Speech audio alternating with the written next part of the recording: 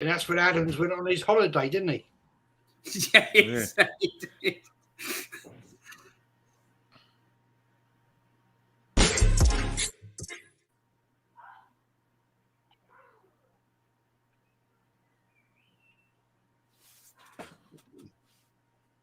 Frozen.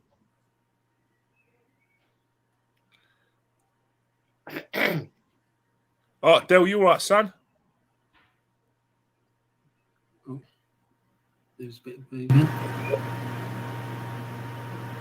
You okay, Del?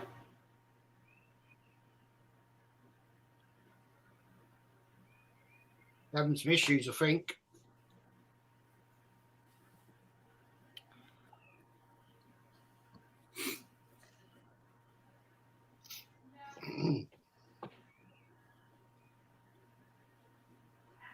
I think Arteta's cut his Wi-Fi. Yeah, it looks like it, doesn't it? I think we're getting a What's bit of the signal big from story? Can you hear it? Can you hear me? Yeah. Yeah, I can hear you, Del. Yeah, cool. Yeah, sorry about that, guys. Yeah, that's good. I just have the legends in tonight. Sorry for all the drama there. Warren, what's the story? How are you keeping, man? Sorry? How are you keeping? Yeah, I'm good, thanks, mate. I've had a good day. How about yourself? You all right? Yeah, not too bad. Only for this bleeding internet. I don't think Arteta wants me on tonight. He's probably terrified, mate. Yeah. And Kenny, what's the story with you? How are you doing, man? I'm all right. It was nice to see you. You look a lot thinner and younger in real life. Oh, no, I'll take that as a good compliment, man. Yeah, you look a lot thinner. You look younger. I saw an angle on here. I said, who's been using like the moisturiser? You know what I mean? I'm getting a big fat head now. I might lose the Wi-Fi again. So you need to send something over to me, isn't it? You need to send like the oil of you over to me.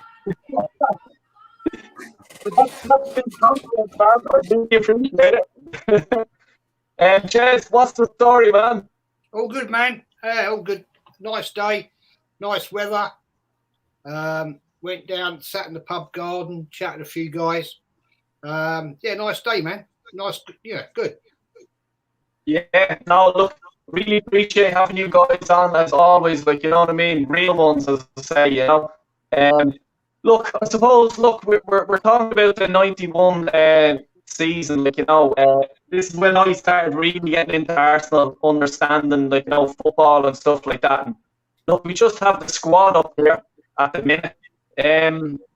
Like, you know, I suppose someone that stands out for me at the time was David O'Leary, being an Irish guy. And, you know, Jez, what's your sort of, could you describe, let's say, David O'Leary, you know, let's say in a few words or whatever, like, you know, what was he like for you as a player? He's an awesome player. I mean, he made his debut, what was it, 75, 76? He was an absolute stalwart, man. He was a legend, true legend. And it's a disgrace, I think, how the club have treated him, to be fair. No, the guy was awesome. He was rock solid. He would never say no and would fight to the death. Obviously, footballing terms, but awesome player. I mean, the first time I see him play, back in 75, 76, he was so solid. And yeah, I mean, it was an honour to have the man at the club, to be fair. Yeah. Kenny, what do you make of him? Oh, David Leary was like a Rolls Royce of defenders for me. Because, you know, you talk about like defenders. I think, you know, your country, the Republic of Ireland, had some really good defenders who quite similar. You know, you had Mark Lawrenson, excellent on the ball. Dave O'Leary was really excellent, reader of the game, very, very quick.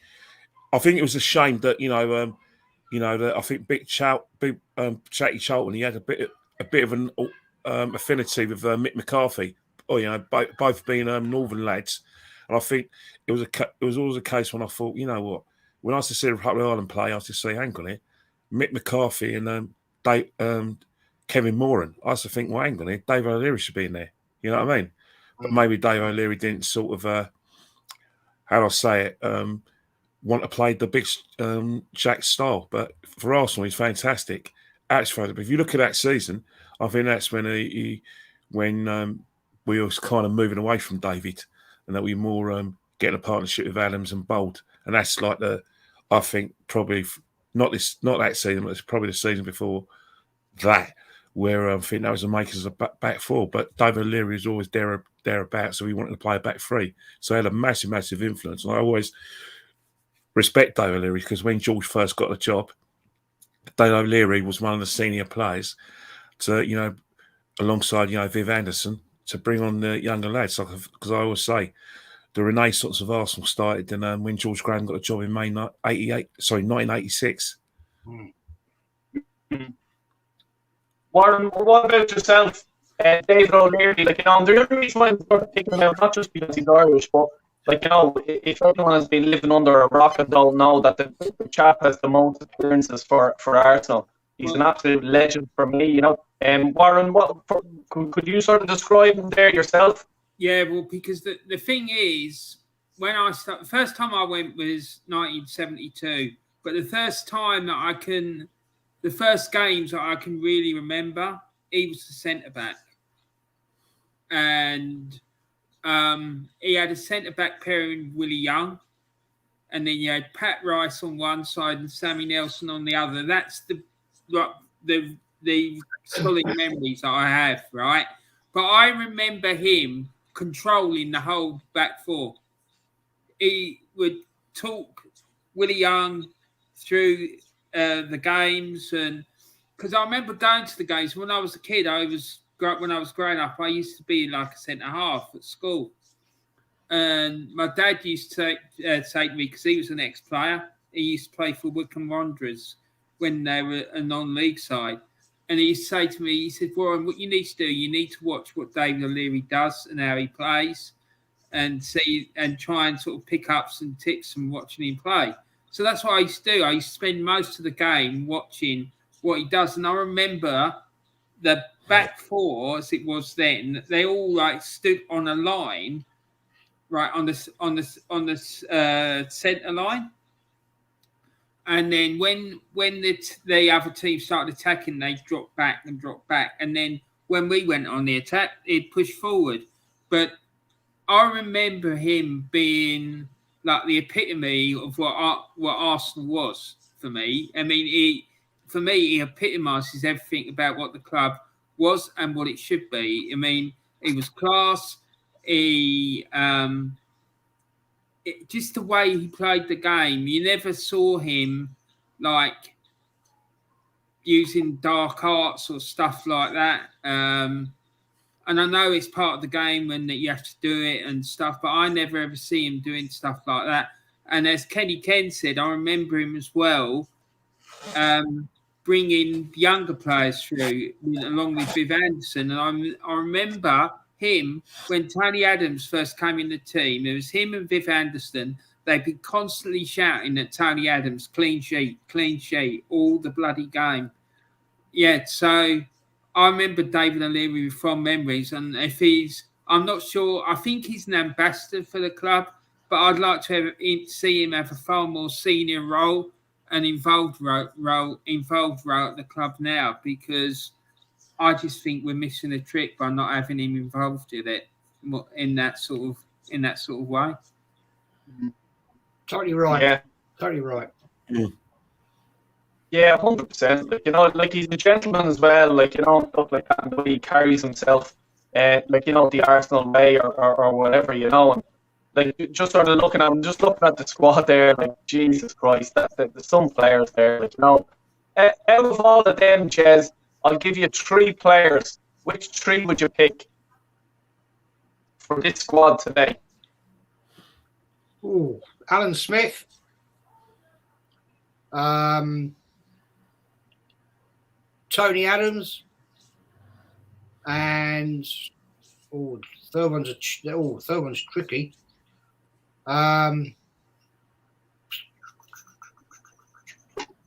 I'm going to go Super Swede, as he was nicknamed, and as Limpar.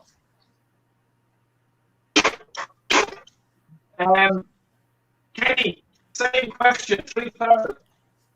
Well, right now, if you look at what we need, obviously Alan Smith picks himself because you know 2 seasons George won a championship.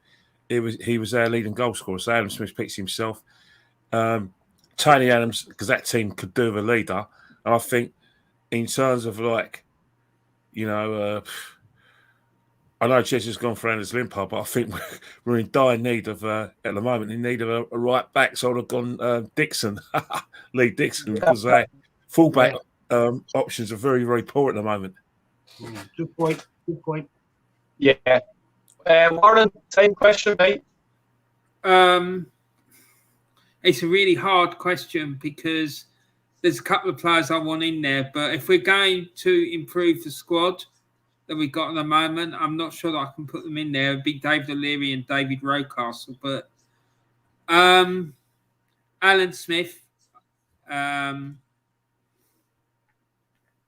then probably Michael Thomas, possibly, and Lee Dixon, like Kenny said, because we need a right back.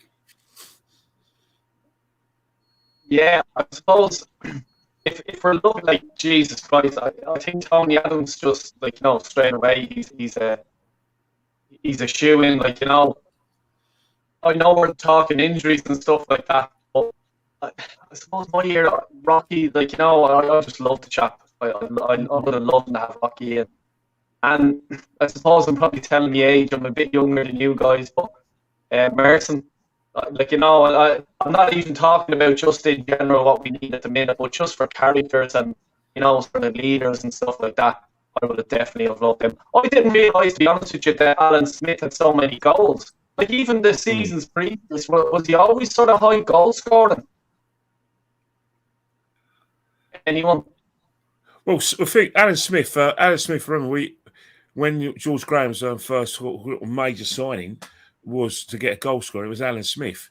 So he got him from, like Leicester City. He bedded himself into the team in the 87-88 season. I remember him scoring a hat-trick in our second home game that season against Portsmouth. If any of you guys remember that 6-0 win. And, he's there and thereabouts. He had what I call a fair season. There were times sometimes he played alongside Niall Quinn as well, when we want to go a bit longer. But obviously, Alan Smith second season, I think he was fantastic. I think if you talk about Alan Smith, I think what happened to Alan Smith, he had a knee injury. Later on, after sort of the 90, I think 92, he had a knee injury, and that's when I think when we all kind of kind of pushing him out the side when we were trying to sort of push it through Kevin Campbell alongside Ian Wright when Ian Wright came over. But if you talk about Alan Smith's contribution, I don't think he gets enough recognition or credit. I mean, but, you go to his house in Hertfordshire, I'm sure two things you're going to notice is the two, golden boots he won in 89 and 91, and that says a lot. Without Alan Smith's goals, we don't win those two titles. Absolutely. Yes. 100%. Well, my sort of time with I think when you say Kevin Campbell to me is Ian Wright, Kevin Campbell, and what was he like sort of back then, Jez? Can you sort of recall with Alan Smith sort of partner?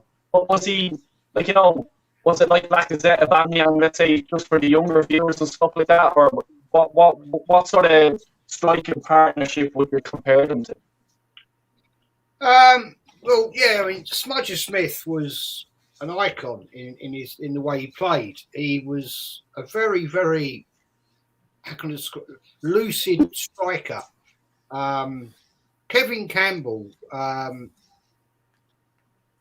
I have to bring into this with Paul Merson, were a very tricky trio. Now, Kevin Campbell, you're asking me a question about this guy, and I could give you another answer completely, but I won't. But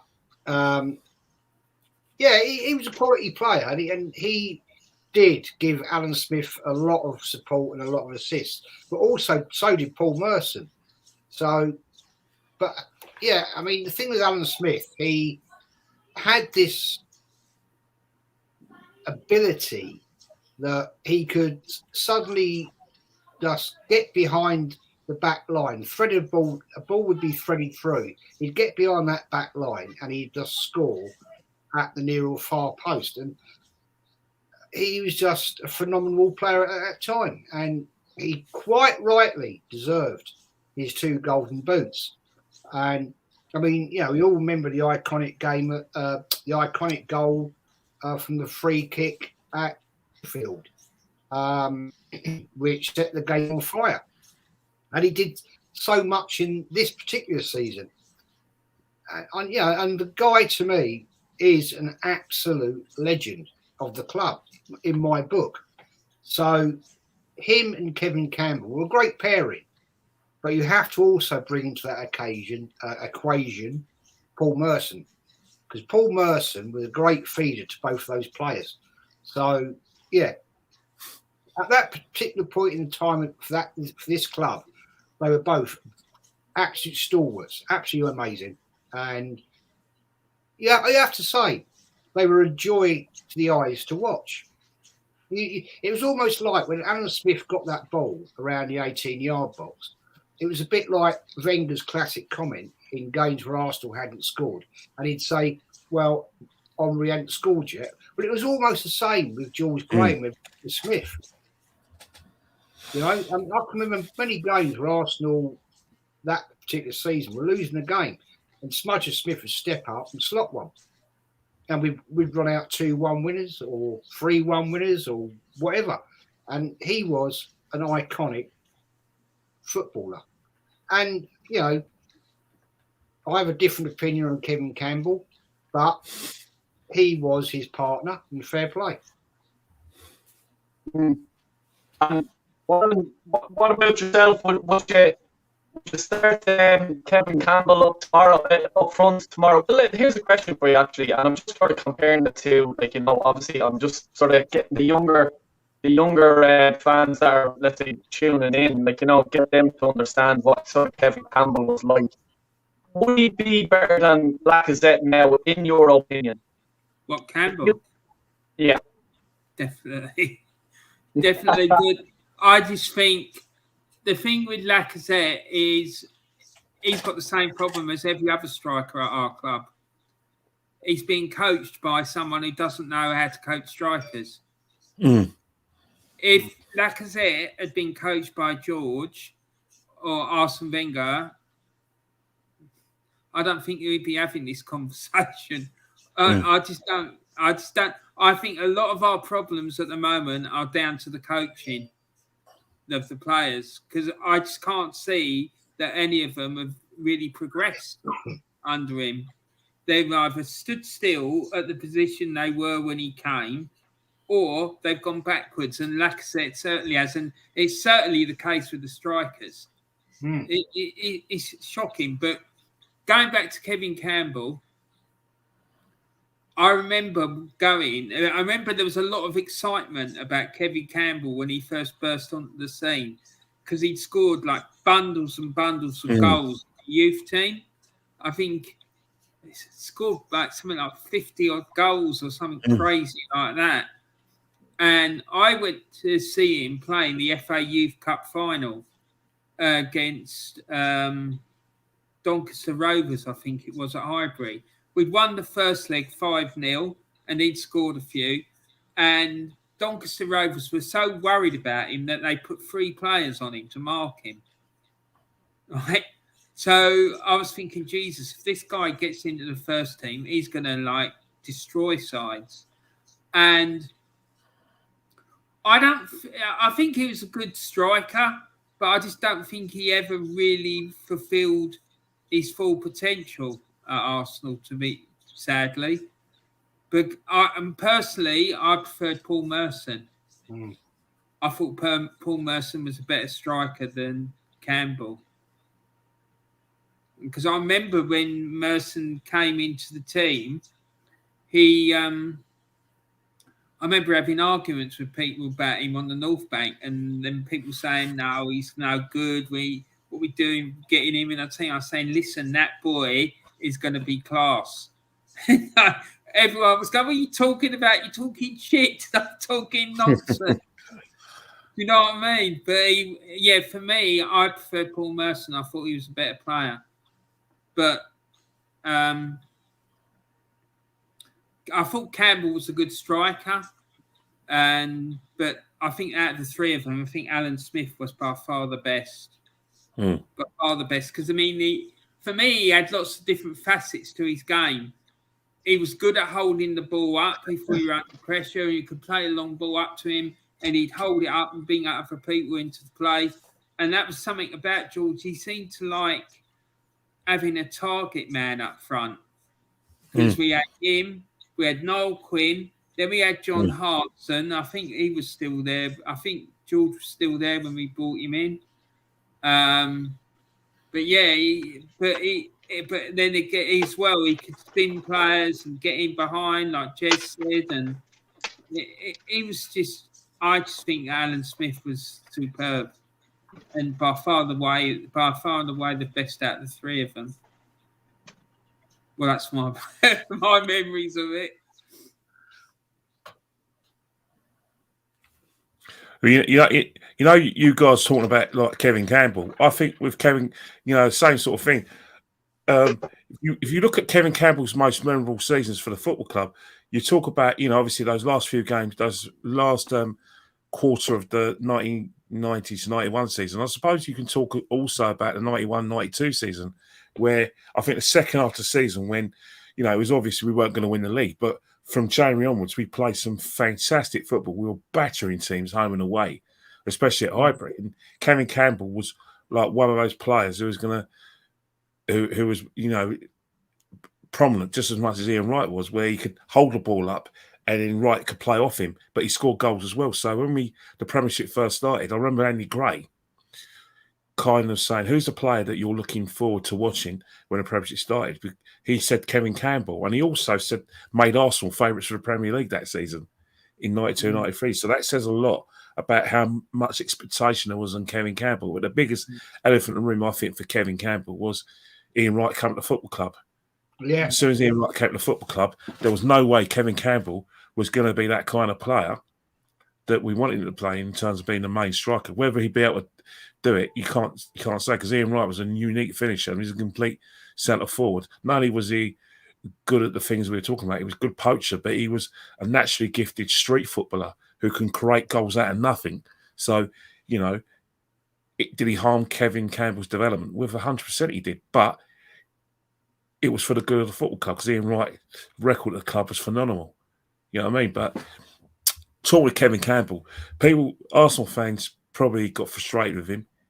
Obviously, I remember going against Bolton when we lost in extra time in the fourth round of the FA Cup, John McGinley and all, and Jason McAteer, and then he went to Nottingham Forest. So I think he's probably more revered at Nottingham Forest than Everton than he would be at Arsenal, because of the fact that there was a couple of things blocking his potential. One was the expectation, and two, Ian Wright.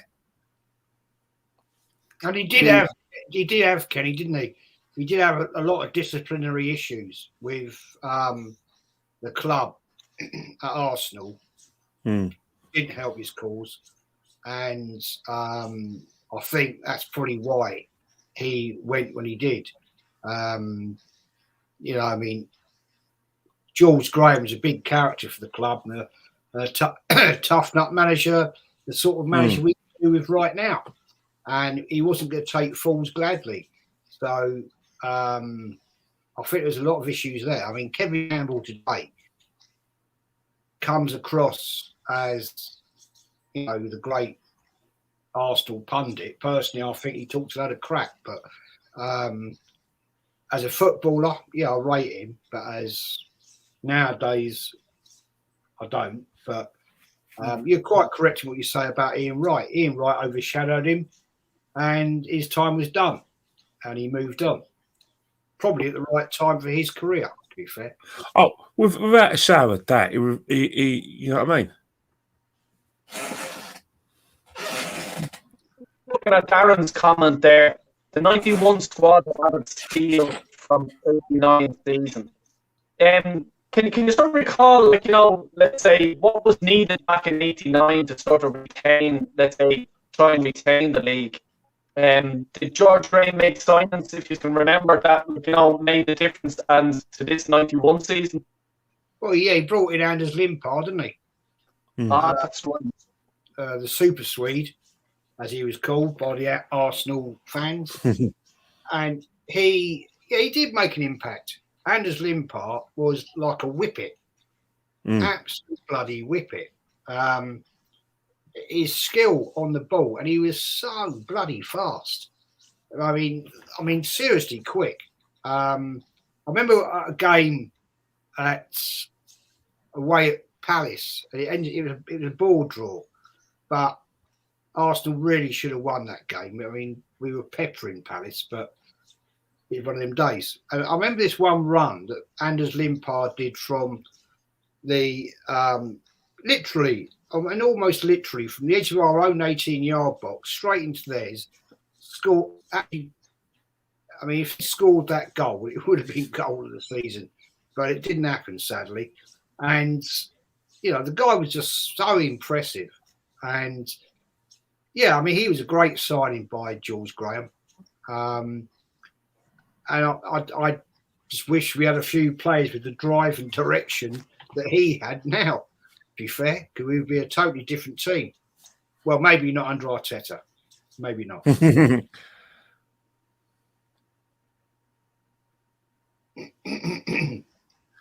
Where's Del?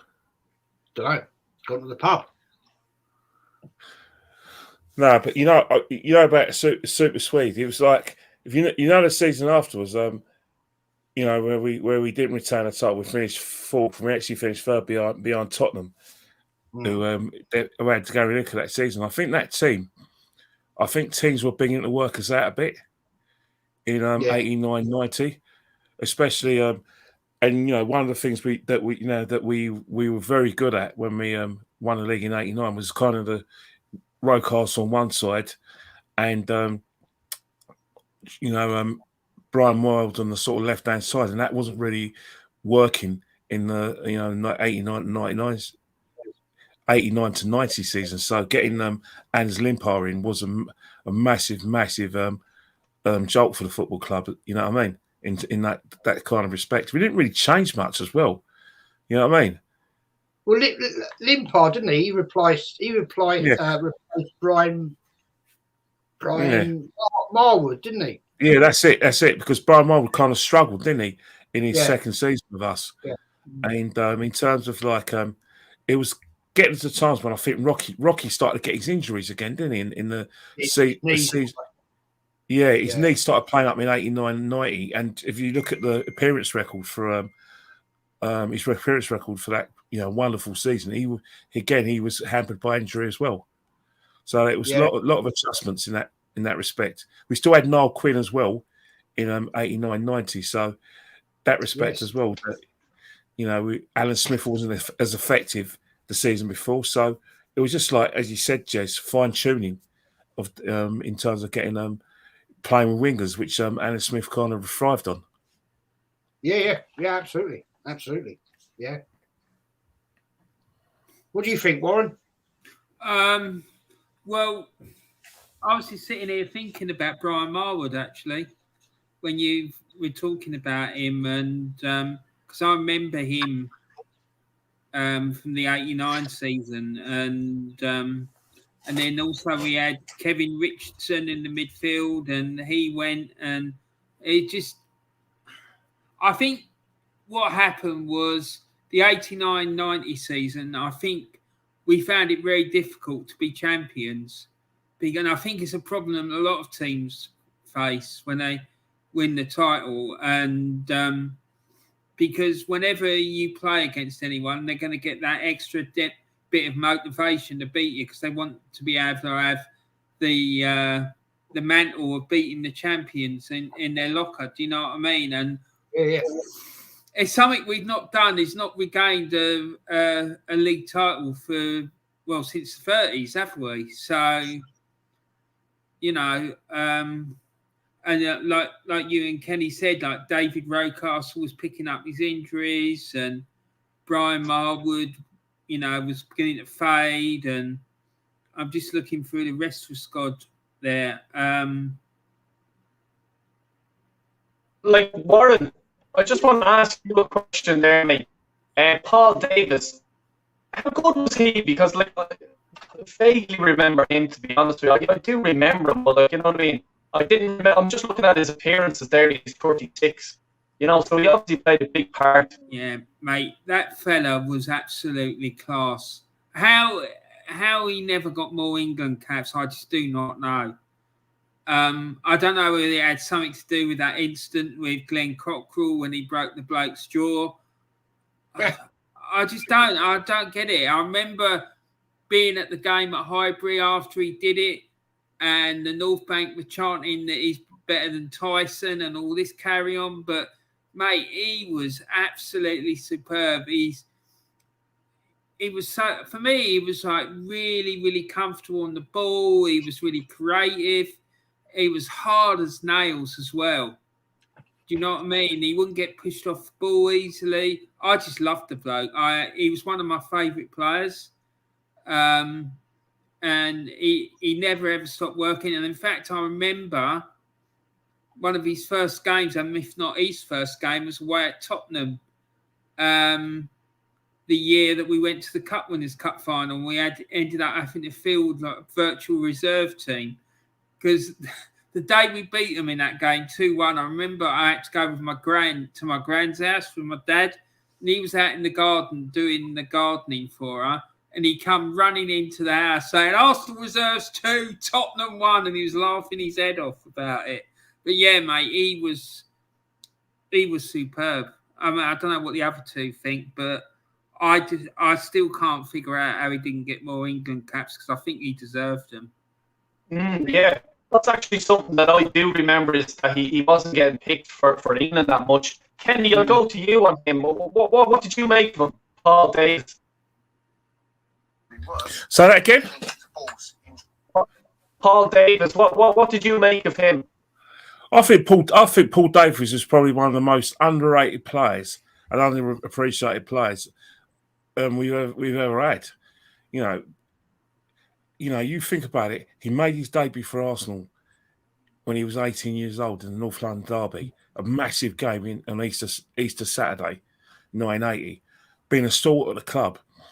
And one of the things I remember of Paul Davis is he was very, very calm on the ball. Obviously, he wasn't calm when he played with Glenn Cockerell when he knocked him spark out. But apart from that, he was calm with the ball. He was able to slow the game down. But another thing as well it was his passing as well. It was a very good long pass of the ball as well. I probably thought he probably could have done with scoring more goals if I was to be a bit critical. But as a midfielder, he was peerless. It's just a shame that that he never got the England recognition I thought he could have got as well. Maybe it's because he slowed the game down. Maybe they wanted to play at a faster pace under Bobby Robson. But for Arsenal, absolutely fantastic. When Rocastle, Thomas came into the team, they called him the old man, and he was only probably about 4 years older than all of these guys. But because of the fact that he's been in the squad so a long time, 6 years before they finally made their debuts, that's why they call him the old man. But Paul Davis, unbelievable player for us, unbelievable. If you look at kind of the goals we scored throughout George Graham's career, especially if you talk from 86 to up until like 91 this season, we're talking about primarily. Look at who's involved in the goals. Look at the assists. It's Paul Davis, man. He's involved in most of the moves. That's how good he was. You know what I mean? And he took on the responsibility as well when Steve Williams fell out with George. So again, there are times when he hasn't had a partner, but he had to be a leader in that team. Yeah, it was just I remember for England, like, you know, we used to get like, you know, he was still young at the time, and I think that international clubs or the stuff, why was he not being picked for England? Can you sort of recall, Jez, what the England sort of squad was at that time and who was sort of getting ahead of him, if you can remember, just off the top of your head, sort of thing? I didn't catch any of that, mate. Sorry, it was all. Now, just saying, with the England squad, like, why was Paul Davis not getting in above anyone else, you know? Can you recall? Oh, well, first of all, mate, to answer that, I don't watch international football. There you go. Brought the shit out of me. But just to make a comment that Kenny just made there about Paul Davis, got some stats here. That this particular season we're talking about, Paul Davis had 22 assists. So it backs up what Kenny's saying. The guy was an icon, you know what I mean? And I just wish players like we've got and been shown on the screen here deserve more recognition, to be fair. And you got a question there from a guy called Noah. Del Boyd, question for Kenny, Jez, and Uncle Warren. Go ahead. Thoughts on Spurs fans saying that Spurs are bigger than Arsenal because they consistently finish above us and they're from North London. Only for the last 4 years, mate. Yeah. I think you need to go back and look at the history between the two clubs. Exactly. Del Boy, can I just say something else about Paul Davis? Go ahead, yeah. I think I'm right in saying as well that towards the end of his career as well, he was like a bit of a father figure to the other young black players that were coming up from the team who were from South London like him, because I remember seeing in that 89 film, he was talking about it, and he was saying that they used to refer to him as Pops because they all came from the similar area as South London as him. And I think he helped bring the likes of Rocky and Michael Thomas through, and Kevin Campbell as well. Do you know what I mean? I think he helped mentor them into the team, which it can't be understated. And I honestly, he's another one. I'm questioning why he's not involved with the club now. Why hasn't he got a coaching role? Or maybe he just don't want it. But, you know, that's the sort of player we need to have have in the club to make sure that the new generation coming through have the feeling for the club that the players that have gone by in the past have. So, you know, you've got David O'Leary and him. I just think if he's not involved in the club, he should be.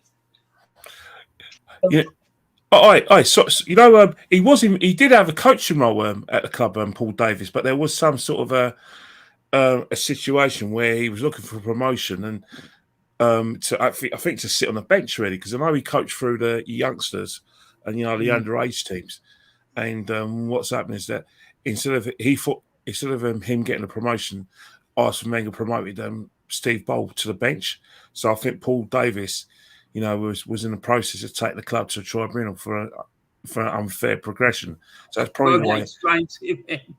That's probably why Paul Davis was probably not, you know, like I said, not involved with the club at the moment, because obviously he was taking the club to a tribunal. But yeah, there has been he was highly thought of, but in terms of what he felt he should have had, you know, in terms of like promotion to the bench, that never materialised, and that was given to Steve Bolt. You know what I mean? It's sad, really, isn't it? Do you know what I mean? Yeah, just read out this here question for the panel. Seaman came in that season to replace John Lukic. How did you all rate Lukic, and how would you compare him and Safe Hands? Warren, I'll go with you there, mate. I liked Lukic, I have to say. I thought he was a good keeper.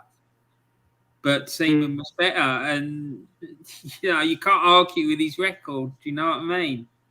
And George obviously knew what he was doing, and I thought I liked Lukic. I thought he did a good job, and he was a very competent and very good keeper. But I just don't think he was as good as Seaman. And where did we get Seaman from? I think we bought him from QPR, didn't we? Yeah, QPR. Yeah. What was Jez or Kenny? What was he sort of like? Was he stand out at QPR at the time? Like, what was it a shock when Arsenal signed him, or was it a great move, or what were you thinking? Well, the thing about it is that John Lukic had not only was he a good goalkeeper, he had a very, very good relationship with our fans. To especially like a North back, because we always talk about, he used to come to North back, he used to do a little wiggle in front, when he used to come over, and you say, John, do your wiggle. We used to get David Seaman to do it, but as you can see, David Seaman's got no rhythm whatsoever, so we stopped asking David Seaman to do a wiggle. But I think what's happened, if you look at Arsenal, we've always had a close affinity to the fans of our goalkeepers. Obviously, even though Pat Jennings played for Tottenham, we're very close to him. And John Lukic replaced Pat Jennings, and John Lukic was a fantastic goalkeeper for us. He's another one who probably was in the wrong time where he got underage recognition for England. But in terms of like getting that top spot for England, obviously Peter Shelton wouldn't budge. He went until he's 40. Then you had Chris Woods, and then you had Dave Besant, and obviously you had David Seaman as well. But in terms of like a top, first division goalkeeper, Johnny Lukic was fantastic for us. Absolutely brilliant.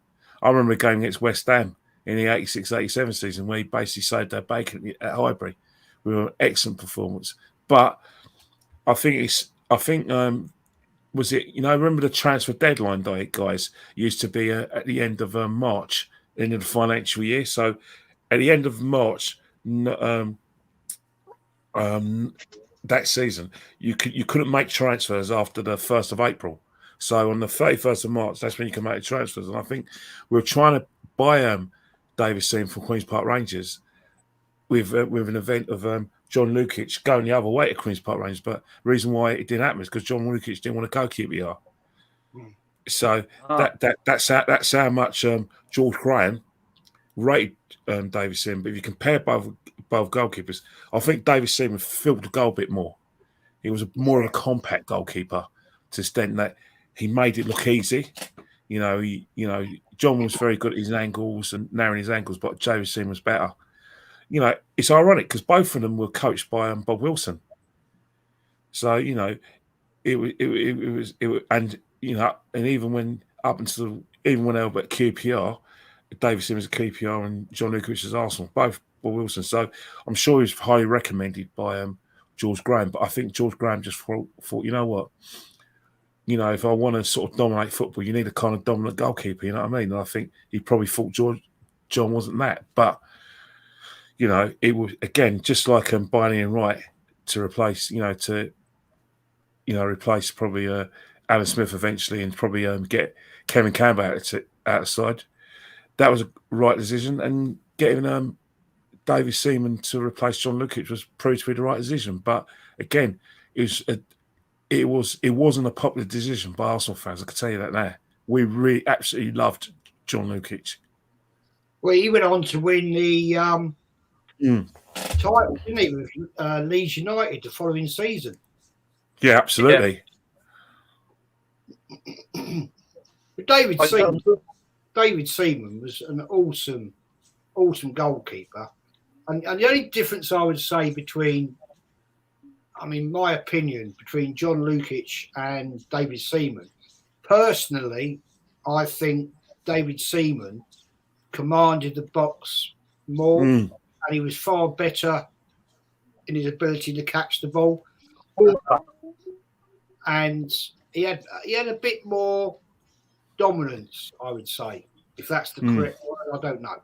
But John Lukic, he was a, the year Arsenal, we did the game at the classic 89-90. The guy that year was an absolutely amazing goalkeeper. Absolutely amazing. I remember the night at Anfield when it was all to play for, in the classic words. He didn't shut up the whole game, you know, and it was. You've got to give him a lot of credit to winning that game. I mean, you know, it was a tough ask, and yeah, I think John Lukic deserves far more credibility than he actually gets, because the guy was like, you know, wins the iconic game at Anfield, then moves out, and then goes to Leeds and wins the championship at Leeds United. So it shows the quality of the man. Absolutely. And he was part of that iconic back five as well, wasn't he? Yeah, absolutely. Yeah. Just what Manny's saying here, Lukic went on to win the league the following season with Leeds. Yeah. Just sort of showed you the type of people he was at the time. Would I be right in saying he came back to the Arsenal? Yeah, a couple of times he came back, didn't he? Yeah. Came back, yeah. I don't think at the time he didn't sort of make a good comeback, really. Would I be right in saying that? Not really, because I think what's happening is that after he was there in the 96-97 season, and then after that, I think the season after we got Alex Meninga. Yes. Yeah, I mean that 97-98 season. But you know, John was getting on, wasn't he? But you know, for a goalkeeper, wasn't. But you know, he wasn't getting like the first team football, because you know that time he lost his place at Leeds because they bought Nigel Martin for Crystal. I think they bought Nigel Martin for Crystal Palace. So it was one of those things where, you know, he lost his place at Leeds. But you know, I neglected to mention, you know, that not only was he a stalwart at Leeds after he left the Arsenal, he was there before then. We actually bought him from Leeds, where he placed you know, like David Harvey. So he forged a really competent career before we bought him to be number 2 to Pat Jennings, because that time we let George Wood go. Lead the club.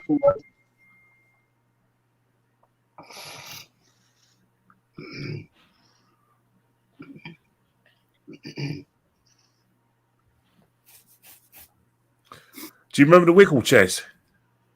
Sorry? Do you remember the little wiggle that John Lukic used to do? Yeah. Little Are shimmy. you talking about the one he used to do when he used to take goal kicks or things like that? Yeah. David Seaman can't never hit it.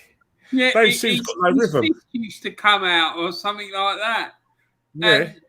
And I used to know this girl on the North Bank, and she fancied John Lukic something chronic. And every end of every game, she'd go round to the players' car park and wait for him. And he was really naughty. He used to take her for a spin in his car. And she used to talk to him about the little wiggle and the way he used to like do that little punch before he did the goal kick.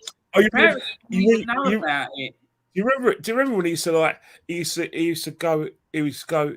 on his left and he would just go like that, and and then he'll kick the ball. You know what I mean? His little legs as well. Yeah. I tell you what, he was. Who was the famous England rugby player who used to do that? Johnny Wilkinson. Who? Johnny Wilkinson, is that? Yeah, the England captain who. The one that went off with Diana Spencer. No, the one he won the World Cup in Australia. He always have a little. Oh, yeah, Johnny Wilkinson. Yeah. That's the one.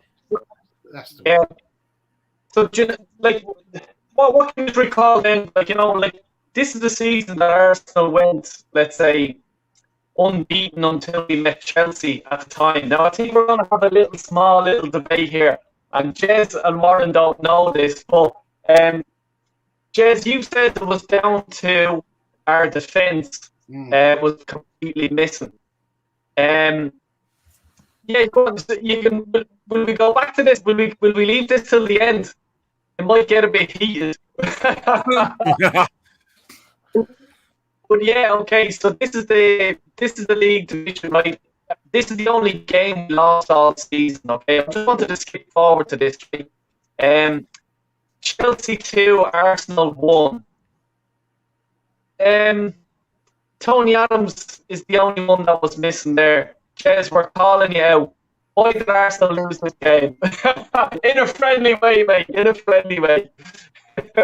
Well, no, because Tony Adams at this point was the commander of the defence, and he was on his holiday at this point in time. And basically, if you go and look at some other games when Adams wasn't there, the defence wasn't as good as when he was there. So I do put it down to the fact that Adams wasn't there. Adams secured that defence because of his amazing way, as Warren quite rightly put the case earlier, that they'd go up as a back four. And we all know the classic call. When a team was going to slot one through, they'd step one pace offside. Now, without him there, it didn't happen. It didn't work. I was at that game. And that day, the defence was poor. Very, very poor. It wasn't the defence that we knew we had as a solid back four. And it basically cost us going unbeaten. And I will put it on the defence that day. The midfield was solid. Smith that day didn't have a great game, in fairness, but the back line was not as organised as it normally was. And you can go back and look at the results subsequent. We got away with it, but it wasn't as it was. And that was an unfortunate day out. And I do put it on the defence. Well, I'll go with Kenny. I'll put you as the moderator here. Can you recall that game, I suppose? Yeah, I do recall it, game. I remember I recall it game being very, very surprised that that we actually lost the game, because we looked like we weren't going to lose any football matches that season. But it was one of those things. I think that Chelsea just played really well that game. They were like we pulled a goal back anyway. You know what I mean? By the time we scored, the game was already done anyway. But it was just one of those games where when you're a formidable side, you just have one bad day at the office, and that was our bad day. You know what I mean? Yeah. But there were extenuating circumstances. We didn't have Adams, although it didn't affect us in the other games. But in terms of his organisation, because the how to say it, everything, the defence was looking well oiled. We didn't notice it, even in games where we kind of got a draw, got a win. It was different without Adams. It was a massive, massive void. And if Tony Adams was there, would we have lost the game? I just don't know, because at the time everyone knew that it was between ourselves and Liverpool for the league, though, and Chelsea being a London team, they would definitely be motivated to raise the game against us, because remember the reverse game at Highbury, we smashed them 4-1, smashed them. So they're always going to be motivated for that. They're always going to play that, give that extra 50%. Yeah, but look, we go back a few slides there, just from the team there. When we had the when we had the team up there, if you want to go back. I just wanted to get that up there, Can you go back there for us? Sorry, what do you want, Del Can Boy? you go back a few slides there, just from, let's say, we'll start into the season, let's say. Right, you want me to go back to the start of the season? Yeah, please, yeah. Yeah, okay, mate. There you go. So that's is that what you want? Yeah, perfect. Yeah. So like you can see there, no L's, all W's and D's. Like but I suppose look at the start there. The first few games, and you have Merson scoring, like Smith, Groves, Merson again, and then Lampard. When did Limpar sign for Arsenal? What year did he sign? Can anyone remember? Who's that? Limpar. 1990. We got him from Italian football, didn't we? Got him from which Italian club did we buy him from? Hang on, I'll tell you. Actually, I've got it right here. Cremonese. Yeah, that's right. Yeah. And it was like the best. It was like the because it was at the time when like Sweden were the year after Sweden were hosts of the Euro '92. So it was like we basically signed Sweden's best player. That's right. Yeah. And just to eat there's asked, was Limpar our first ever foreign signing? Nah. No. Remember Vladimir Petrovic in 1980? Vladimir Petrovic, 82-83 season. I think we signed him on loan from where was it? From it was at Belgrade. Red Star it was. Red Star Belgrade, yeah. Mm-hmm. And then we sold him to Standard Liège, I think. Yeah, that's right, yeah. Because Terry Neal wanted him to mark the overlapping fullback. Yeah, I think did we sign Siggy Johnson from Sheffield Wednesday before we got I think we signed them as well from Sheffield Wednesday, Icelandic midfielder before. Yeah, I remember Siggy Johnson coming in 1989 from Sheffield Wednesday, so he definitely was in the team before Anders came to the team, came into the side. Yeah, Siggy. Yeah, he's like. Yeah, you're right. He was Icelandic, wasn't he? Yeah. But I don't know. Was there an Australian player we signed in the 80s, or I got that wrong? Ozzy Gooner would know about that. Yeah, it's Paul Vasson, I think, wasn't it? Or was he Italian? No, Paul Basson's from South London. He no longer with us, but he was a South London boy. John Cosmina? Could be, yeah.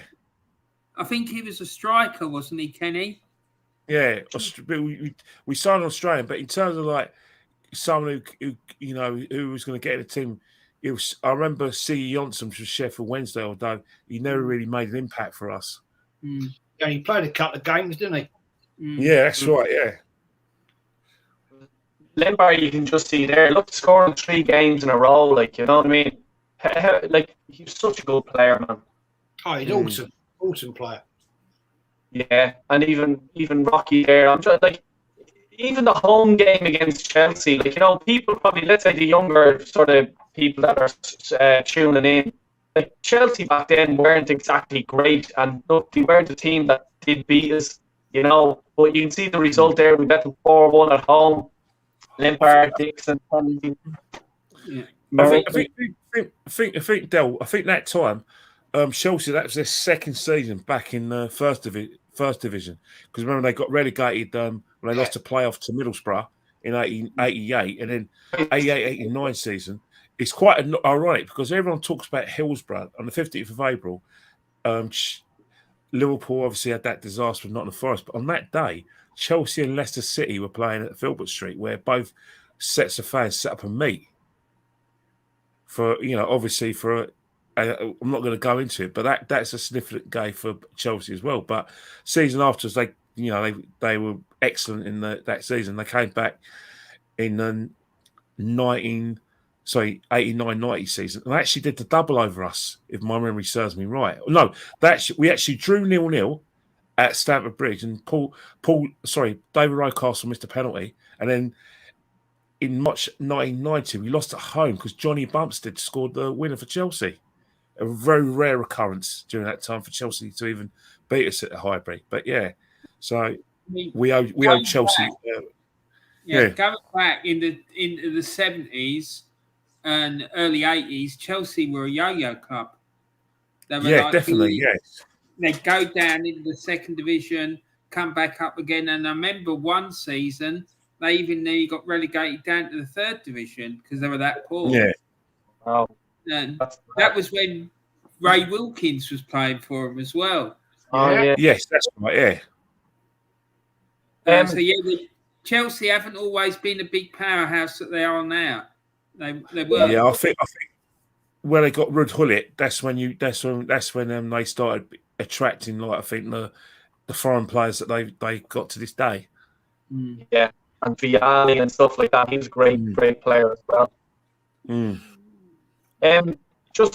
Like, we go to the next slide there, and just while we're doing that, just want to give a shout out to Warren's channel there. Please go and subscribe to Warren. Like, he's the one who's putting up all these slides and stuff like that. And this is what you get with Warren on his channel. Like, you know what I mean? You get information. You might like the information, but you're bleeding getting it whether you like it or not. So please, he's on 196 subs. Let's get him to 200 this weekend, please, guys. You know what I mean? And as well, I want to shout out Jez's channel as well. Like, Jez is bleeding on fire at the minute. I think that's what's wrong with my Wi-Fi. Jez is on fire. I can feel the heat here in Dublin off my god. You know what I mean? So if you're not subscribed to Jez at this stage, what are you bleeding doing? Come on, guys. And Kenny is just a bleeding legend. The knowledge, the wisdom this guy has, you know what I mean? You'd want to be sitting to go for a battle with Kenny and his knowledge.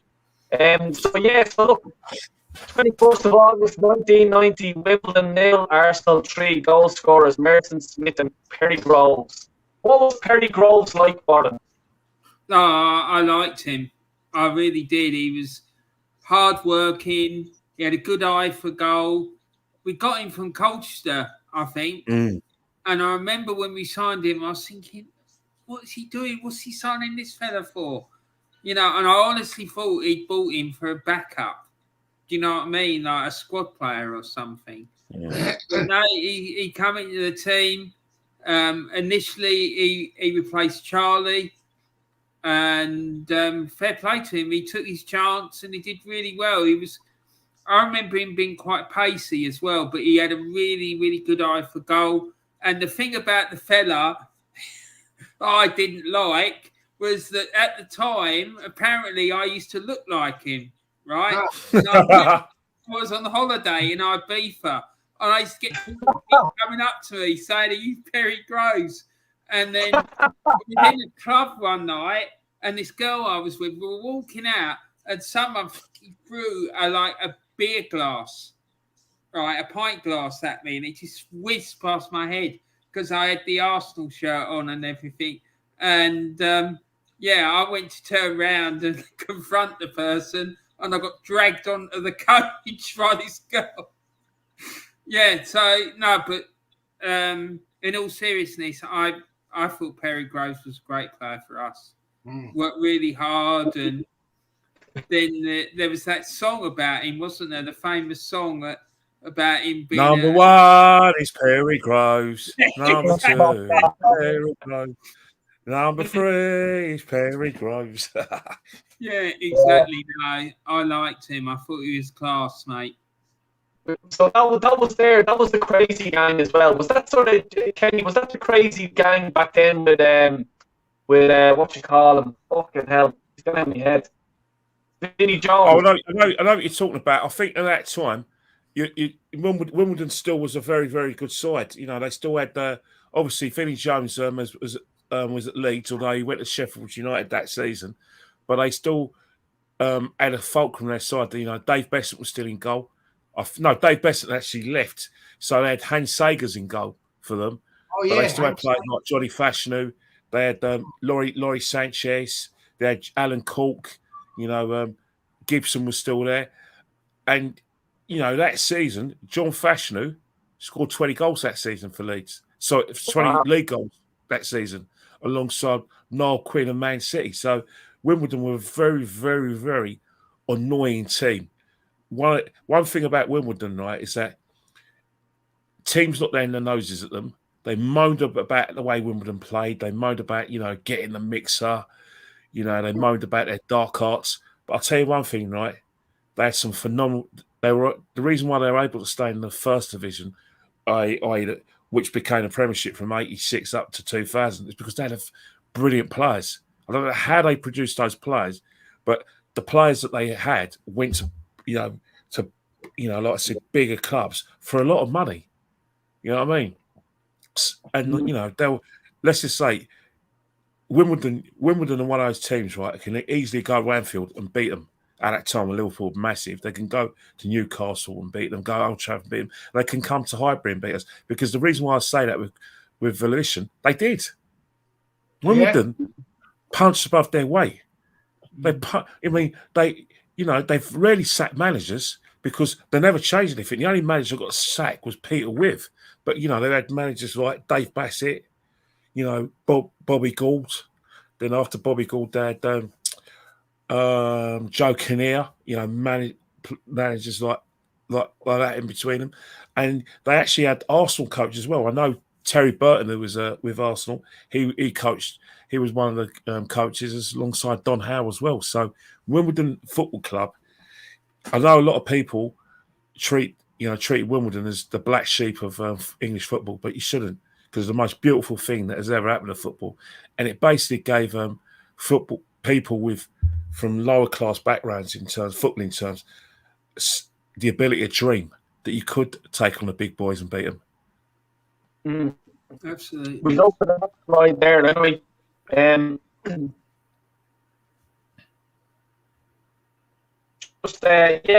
Just go to the next slide there, Warren.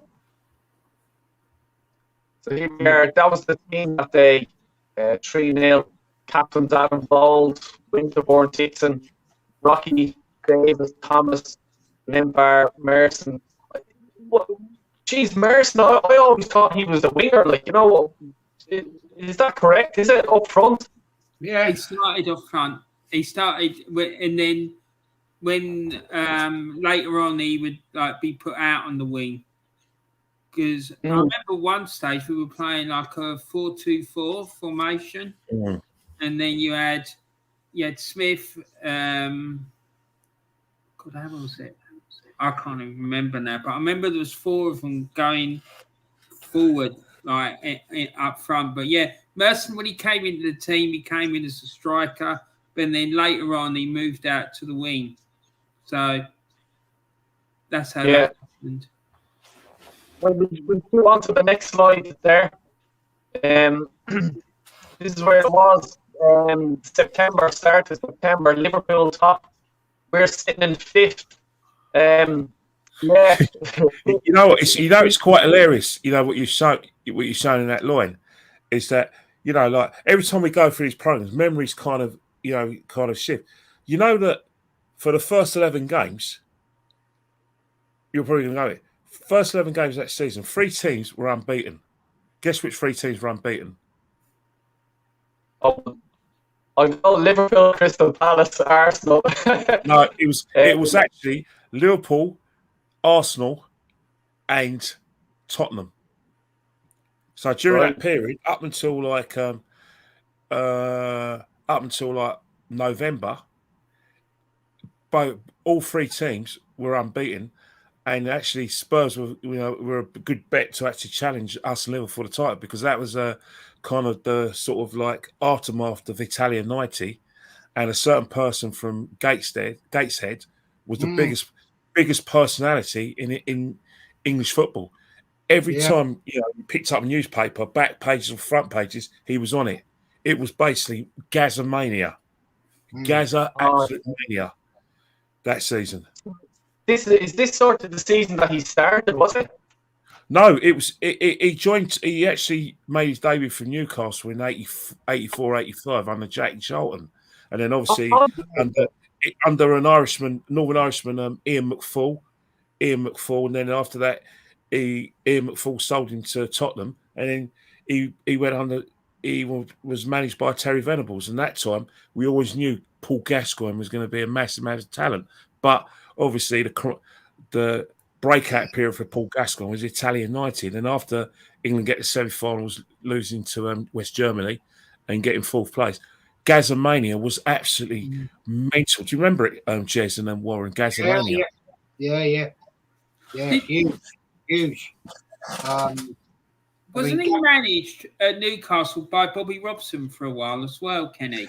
No, Bobby Robson was by that time was England manager from 82 to 1990. But you know, it was like, you know, those sort of phrases, you know, daft as a brush, you know, and we needed 2 balls, one for the team, one for Gazza. But it was one of the times when Italian 90, I think. Yeah. I was remember probably a the funny best story about about Gazza. him. What's that? I said I remember a funny story about him. I think I don't know who they were playing. It was when he was at Newcastle, and there was all this carry on about how he was overweight and whatnot. And the opposition fans were throwing Mars bars at him. They picked one up and started eating it. Yeah, that's right. I saw something the other week. I saw something the other week that Gazza was playing in a charity game. Mm. I don't know. I think there was a documentary on BBC Two. I think on consecutive days about Gazza. You know, Gazza's rise and actual fall. So it starts from when he was a kid, and it goes up until like after the World Cup 1998 when Glenn Hoddle left him out of the squad. But it goes through all the sort of trials and tribulations. It kind of brought back memories, because you know when Del Boy was talking about 1990 to 91, it just brought back memories of you know, the first 11 games when Spurs, Liverpool, and Arsenal were unbeaten, and it just reminded me of Gazza mania, because it was just unbelievable that you couldn't pick up a paper, you couldn't get on a program with Gazza mania. If Sky Sports was around, if Sky Sports was as big then, I think Gazza would be bigger than Beckham. Yeah. Okay. Can you remember this, or Kenny or Warren, whichever, just what Manny was saying there, that Gazza ended up going to the Italian 90 at Rocky's expense. Is that correct? I don't remember that. I don't know about that. No, I don't think so. It was Neil Webb who went instead of Neil Webb, I think. No, Will Mel got injured that season, so he didn't go. But I think Rocky just ran out of time, didn't he? Because he was injured himself, but he got very close to that squad. But I don't know if Neil Webb was in that squad. You think Neil Webb went instead of Rocky, because Neil Webb went to Man United from Nottingham Forest, done his Achilles pretty early on, but towards the end of that season, he managed to get his place back at United, and he was able to. I think that's when he went at the expense of Rocky. Wasn't that when Rocky had both his knees operated on? I don't know if it's the season afterwards, but yeah, I know it was around that time when Rocky started getting injuries. Yeah. I don't know. I can't remember. But he had major issues with his knees, wasn't it? Mm.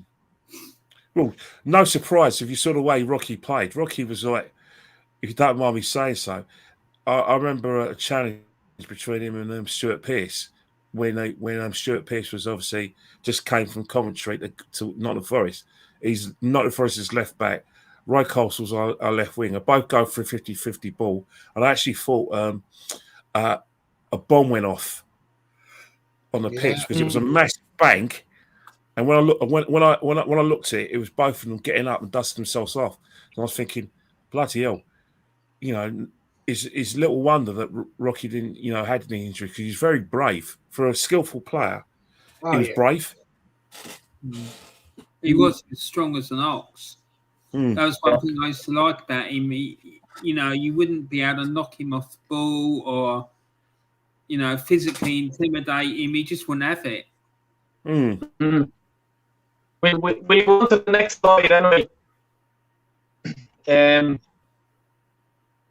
Neil, I'm just reading now here. Neil Webb, aka Mr. Blobby, good player though. Come on, Warren, do you want to go next slide? So there we're into November now, lads, and we're fairly flying. You can see all the W's, and like, you know, there's a few good wins there against Manchester United as well away. Will I talk about that game? Does anyone want to talk about it? Any of you have it? Do you want to put that up? Yeah, let's put that up. Yeah. Get into it. Jez, I think you were at this game, mate, were you? Yeah, I mean, that season, I only missed one game, and that was the semi-final against bloody Spurs. Yeah, but that was just such a fiery atmosphere that day. The whole, even before the game started, it was pumped. It was just like a madness. The atmosphere was almost levels with the 89 game at Anfield. There was like, it was like, how can I describe it? It was just madness. And it all kicked off. And Arsenal, I think, got deducted 3 points, didn't we? And Man United got deducted 1. Yeah. I think it's 2 points, right, Chase? 2 points we got deducted. Was it 2 points, Kenny? Yeah, and I think George Graham got fined. The club actually fined George Graham, although he insisted it was his idea. They fined him 2 weeks' wages, didn't it? Yeah, I remember that. But it was just a madness day. It was just, you could sense, even before the game kicked off, something was going to happen. And it certainly did. And it was just the whole, around the outside of Old Trafford, it was just ridiculous. It was absolute nonsense what was going on. And inside the ground, it was just, it's one of the most iconic games I think I can honestly say to you I've ever been to. It was on fire. And as soon as the teams came out, you could see the fireworks being lit. And it was straight away a madness. And you just thinking, well, what the hell's going to happen here? And it did. It was just mad, absolutely mad. I can assure you, getting out that ground and getting out, it was just stupidness, serious stupidness. Guys, do you remember there being a lot of previous?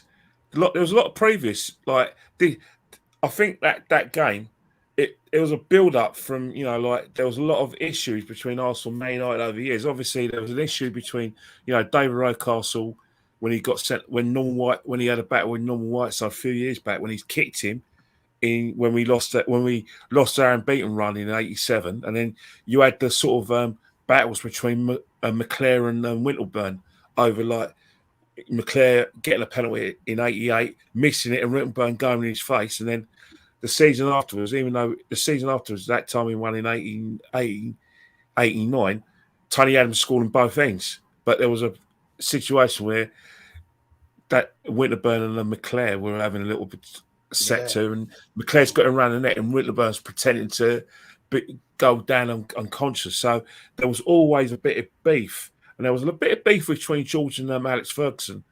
A little bit, not quite as bad as Wenger Ferguson, but there was always an issue. And then you remember that time when the beginning of our title defence in '89-90, when that pork chop, Michael Knighton told everyone he was going to buy the club. Remember him? Alleged ex Coventry came on the pitch. Started having kickerbacks, but he never bought the club in the first place. Remember that? So there was always a bit of a match between ourselves and Man United, and it just a volcano, and it just took from a foul and Irwin by Limpar, and that was it. Battle commenced. I don't know if you can see that there, mate. Craig has just said breaking news. Nigel Pearson has passed away. Oh my God! That's very sad. That's awful news. Oh my God! I hope you're not joking, Craig, but like, Jesus, that's terrible. I'm going to put Sky Sports on now. I'm just unbelievable. I'm shocked. Yeah, Jesus Christ, that's pretty bad news, all right. He done brilliant. Oh my God, at Leicester and stuff like that. What a good manager. He was a great captain for Sheffield Wednesday when they won the League Cup in '91, the Rumblers Cup. That's I'm tragic. stunned. That's tragic. 52 as well. Yeah. My God. Sorry, wow. Sorry to interrupt you there, but Jesus Christ, that's pretty sad, all right.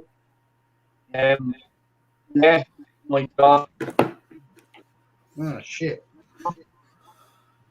What is happening? All thoughts and our prayers to his family and all the clubs that he represented.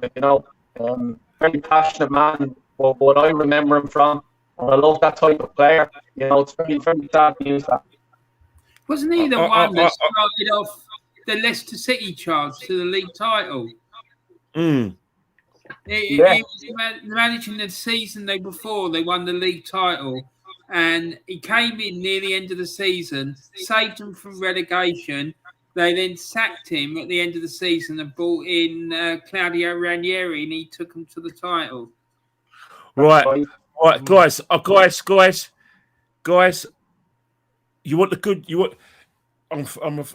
It's not the Nigel Pearson from the football. It's actually Nigel Pearson, who's Speedway commentator. He's the one who passed away at 52. It's not. Jesus Christ. Although my father-in-law was a massive Speedway fan, so he would have known about Nigel Pearson as well in terms of his commentary. So, my condolences go out to Nigel Pearson, but he's not the Nigel Pearson from he used to play for Sheffield Wednesday and Middlesbrough and managed an excellent manager still. But yeah, it's not him. It's another Nigel Pearson. And the thing that threw me off was because he's aged 52 there. So, I'd say Nigel Pearson would be roughly around that age. That's what I was thinking. Look, we'll continue on. We'll go to the next slide.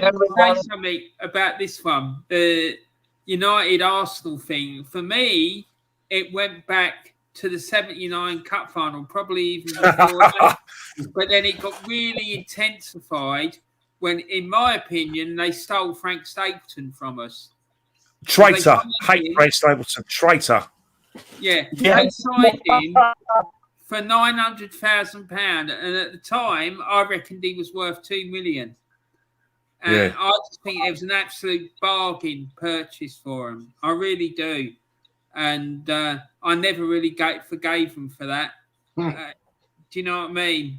It was shocking. And then moving on from there, I remember one season just after George came in, Arsenal went up to United and they got absolutely bullied by United in the game. And after the game, George went on record saying, "Yeah, don't worry about that. That won't be happening again." Yeah. Then you have all this carry on. Yeah, exactly. Yeah, this fucking we might touch on it tonight, but we're remembering the good times, the 90s when we were champions, challenging for title, And we go to the next slide one. There's the team. Yeah, that's what I was interested in seeing. The team that day. Seaman and goal, Winterbourne, the usual back four there. Limpar, Thomas, Davis, Castle, Smith, and Merson. Yeah, pretty much the same team.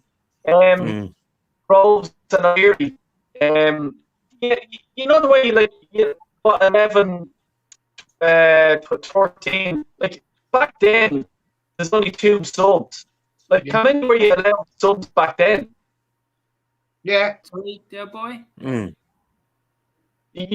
was just saying, you were only allowed 2 subs. Is that the way it was back then? Yeah. Yeah. Wow. There was a stage where there was only allowed 1. And then before that, they weren't allowed any. So no, Jimmy Greaves in 1966. Yeah, exactly. Yeah.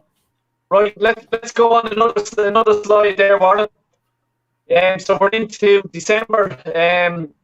Look at all that. You know what I mean? Jesus Christ. Win, draw. Wimbledon at home. That Kenny, what you were saying there about Wimbledon. Respect. They didn't have the respect. Exactly.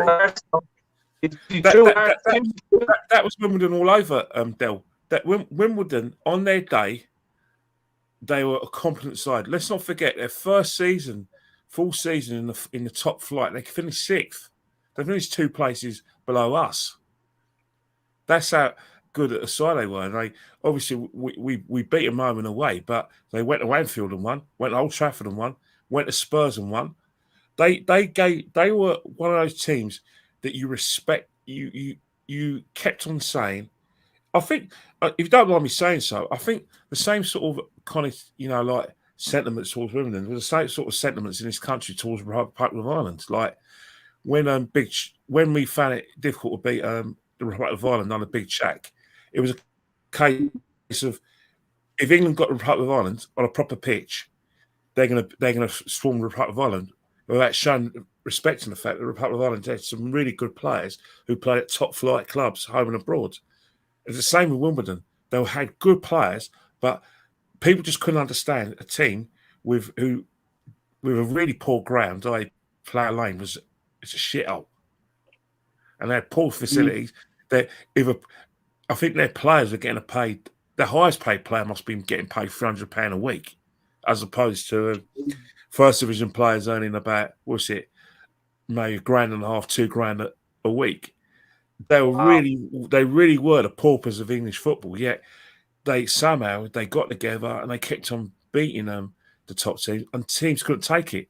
They used to say that they used to get around the referees. They didn't like the way they tackled. Didn't like the fact that they put the ball in the air. It was one of those things where teams just couldn't work out why they were losing at Wimbledon. The same with the Republic of Ireland, though, with England never accepting them. Why they found it difficult to beat you guys under Big Jack. Yeah.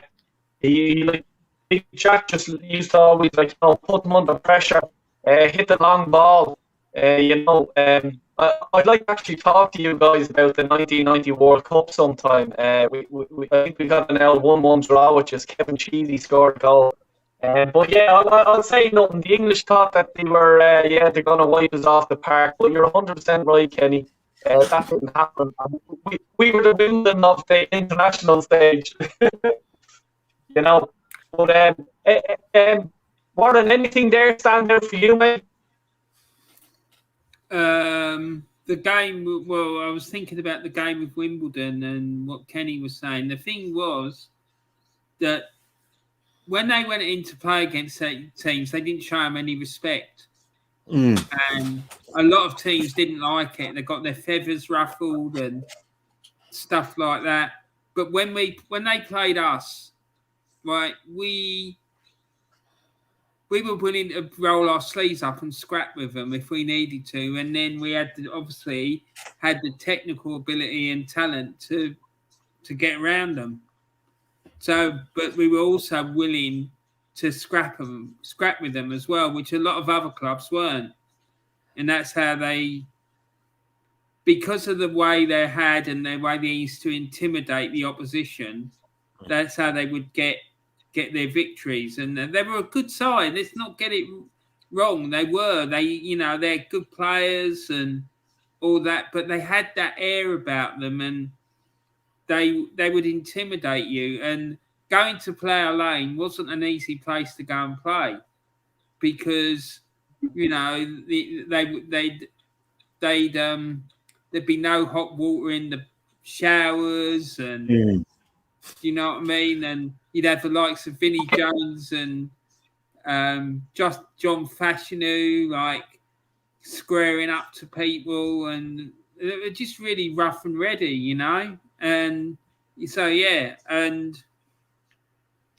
were some great results there. I mean, 3-0 at home to Liverpool, 4-1 at home to Sheffield United, 3-0 at home to Derby. And if you look, we never really conceded that many goals. So for the whole of December and January, I think we only conceded, 4 goals by the looks of it. Want to go to the next slide there, Warren? Yeah. So there we are in January. Liverpool, obviously, cutting price with us again, the usual. Jez, back then, you obviously went to a lot of the games. Were you thinking that it was going to be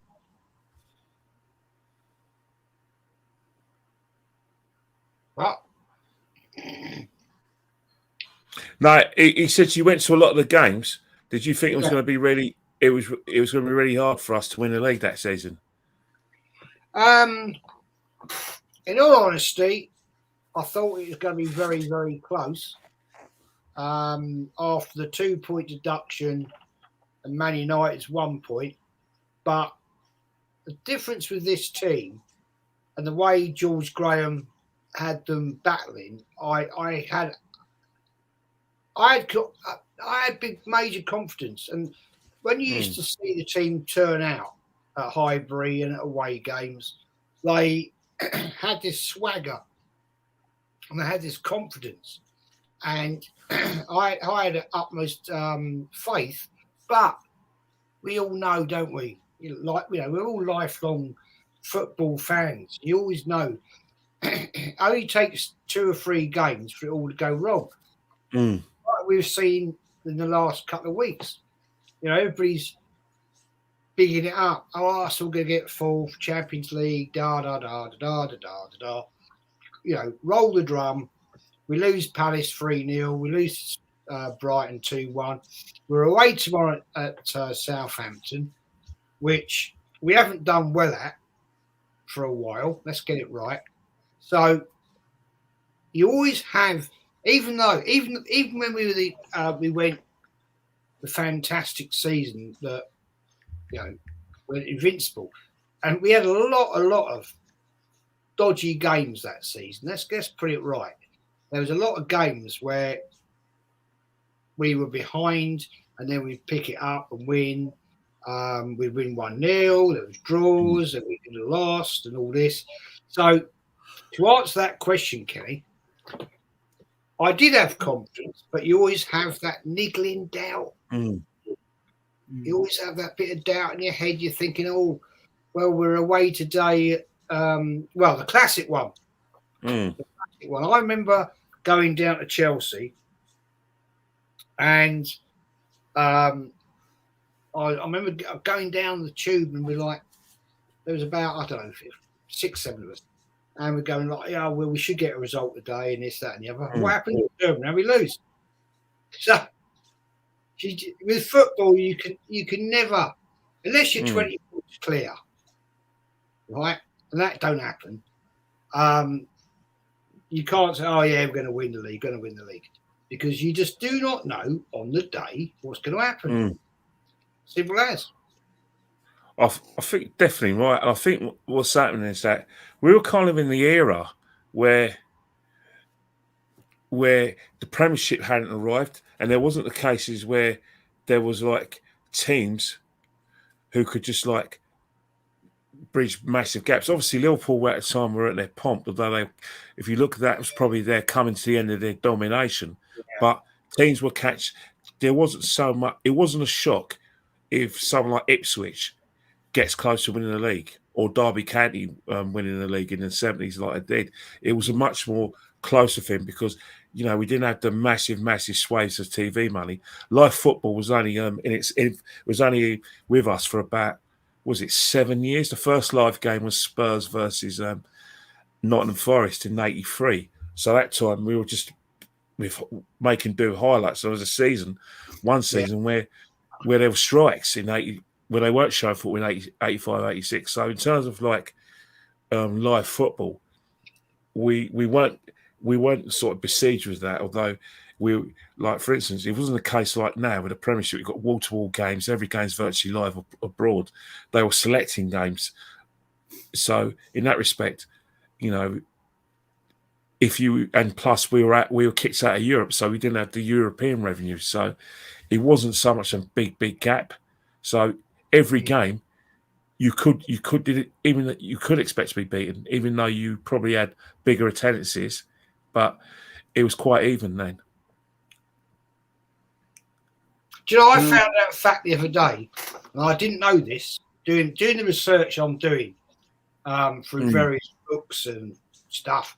I didn't know that the first live recorded game on radio was Arsenal in 1936. It was. Wow. I was going to put that in my quiz that we did the other day. right? That was one of the tiebreakers. You're barred from quizzes, I'll tell you. You're fucking barred. I didn't know that. Yeah, apparently it was because my old headmaster used to come from near Arsenal and he was a massive Arsenal fan. And I remember him telling us the stories about he went to the games. And were you there, mate? Me? Yeah. Not 1930. He was there, and he was saying how in those days, when they used to do the radio commentary, they used to divide the pitch up in the radio times. They'd split it into 4 quarters or something.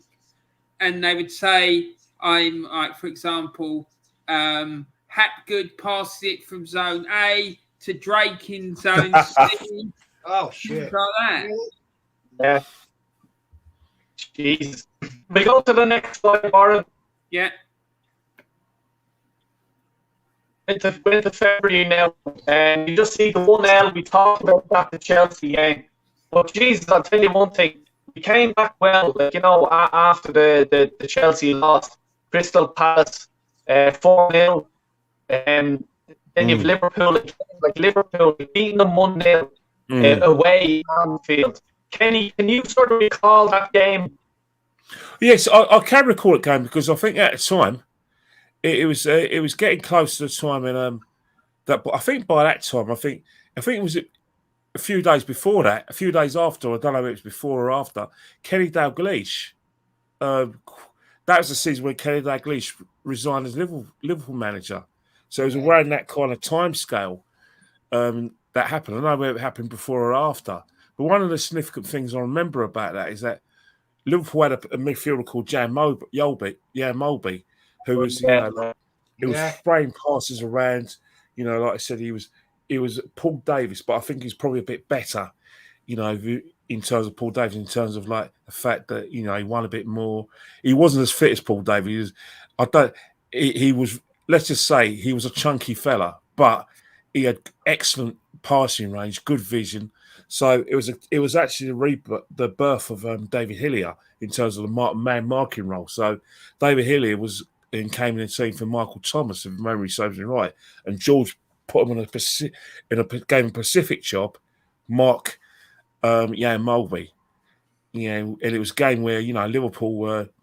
It was a game where it was winner takes all. Liverpool won it, then I think maybe they would have had the confidence to go and win the league. But I think us winning there, for me, I remember going to my brother and said, that's it, we've won the championship. He said, Ken, you've no football inside out. How can you say that after that many goals? Let me tell you something now. The confidence that we've kind of got from winning that game. If you can go to Anfield, dominate, be comfortable like we were, and then score and win. I think what's happened is the impetus is on us to win the league, and I think that's when the league was actually won. That Paul Merson putting a ball past Grobbler at the Anfield Road end. But the significant thing was that tactical change. David Lee coming in the side to mark Jan Molby. Yeah, Molby had a really good Scouse accent as well, didn't he? I think he's still got it. Where's he from? Denmark. Oh, fuck's sake. There's not Denmark Street in Liverpool, is there? But I'll tell you, doesn't that just show you, right? We're talking. You're running for the title here. You're right up there. You lose to Chelsea away, and just look at the run of games we had there: Palace, Liverpool, Leeds, Nottingham Forest, and to go and win them games, draw with Nottingham Forest. Sign of a good manager there, Jez. Say again, mate. I'm just saying the run of games that we had there after losing to Chelsea, it just shows you the sign of a good manager. Oh, absolutely. Oh, without a doubt. I mean, the game at Palace, I mean, even back in them days, going to Palace was never a good day out. And that I can tell you, that game at Anfield, to go up there and win 1-0 was quite amazing again after the 89 game, 89-90. So Jules Graham had them all pumped up, and it just showed the quality of this guy as a manager. Now, going to Nottingham Forest back then was still, Nottingham Forest were a bloody quality side back then. And you have to think about what their achievements have been. And it was never a given. Never a given. Derby County, going up there with who they have been back there? Dean That's Saunders. Peter Shilton in goal, isn't it? Dean Saunders. Yeah, and Dean Saunders. Dean Saunders, great player. Playful. Do you remember the goals? Do you remember the goals with flick-ons from free from corners from? What, the Derby game? Flick-ons? Yeah. This is at the old baseball ground, isn't it? Yeah, that's right. Yeah, and that was a great stadium to go. Actually, the atmosphere was fantastic. But I will say this one thing: Arsenal in these games were looking a little bit shaky, because I think the nerves were coming in, and I can assure you, and Kenny and Warren will remember these games, that going up to Leeds United, Ellen Road, that day could have gone horribly, horribly wrong, because I will honestly say that we weren't great. We got away with it in the second half, because I can assure you that Leeds United that game they were all over us like a rash, all over us. And how we came out of that winning 2-0, it shows the quality of the team at the time, their desire, I would have to say. Again, when we went to Norwich City, Canary, that day, I remember Norwich getting to clearly should have had a penalty all day long. It was a bang-on penalty. How they didn't get it, I don't know. But well, Mike keeps telling me about it, Jez. He's a massive Norwich fan. Oh, mate, it was a penalty all day long. Yeah. All day long. I mean, honestly, if that was VAR now, mate, honestly, I mean, Steve Bold took him out at the knee.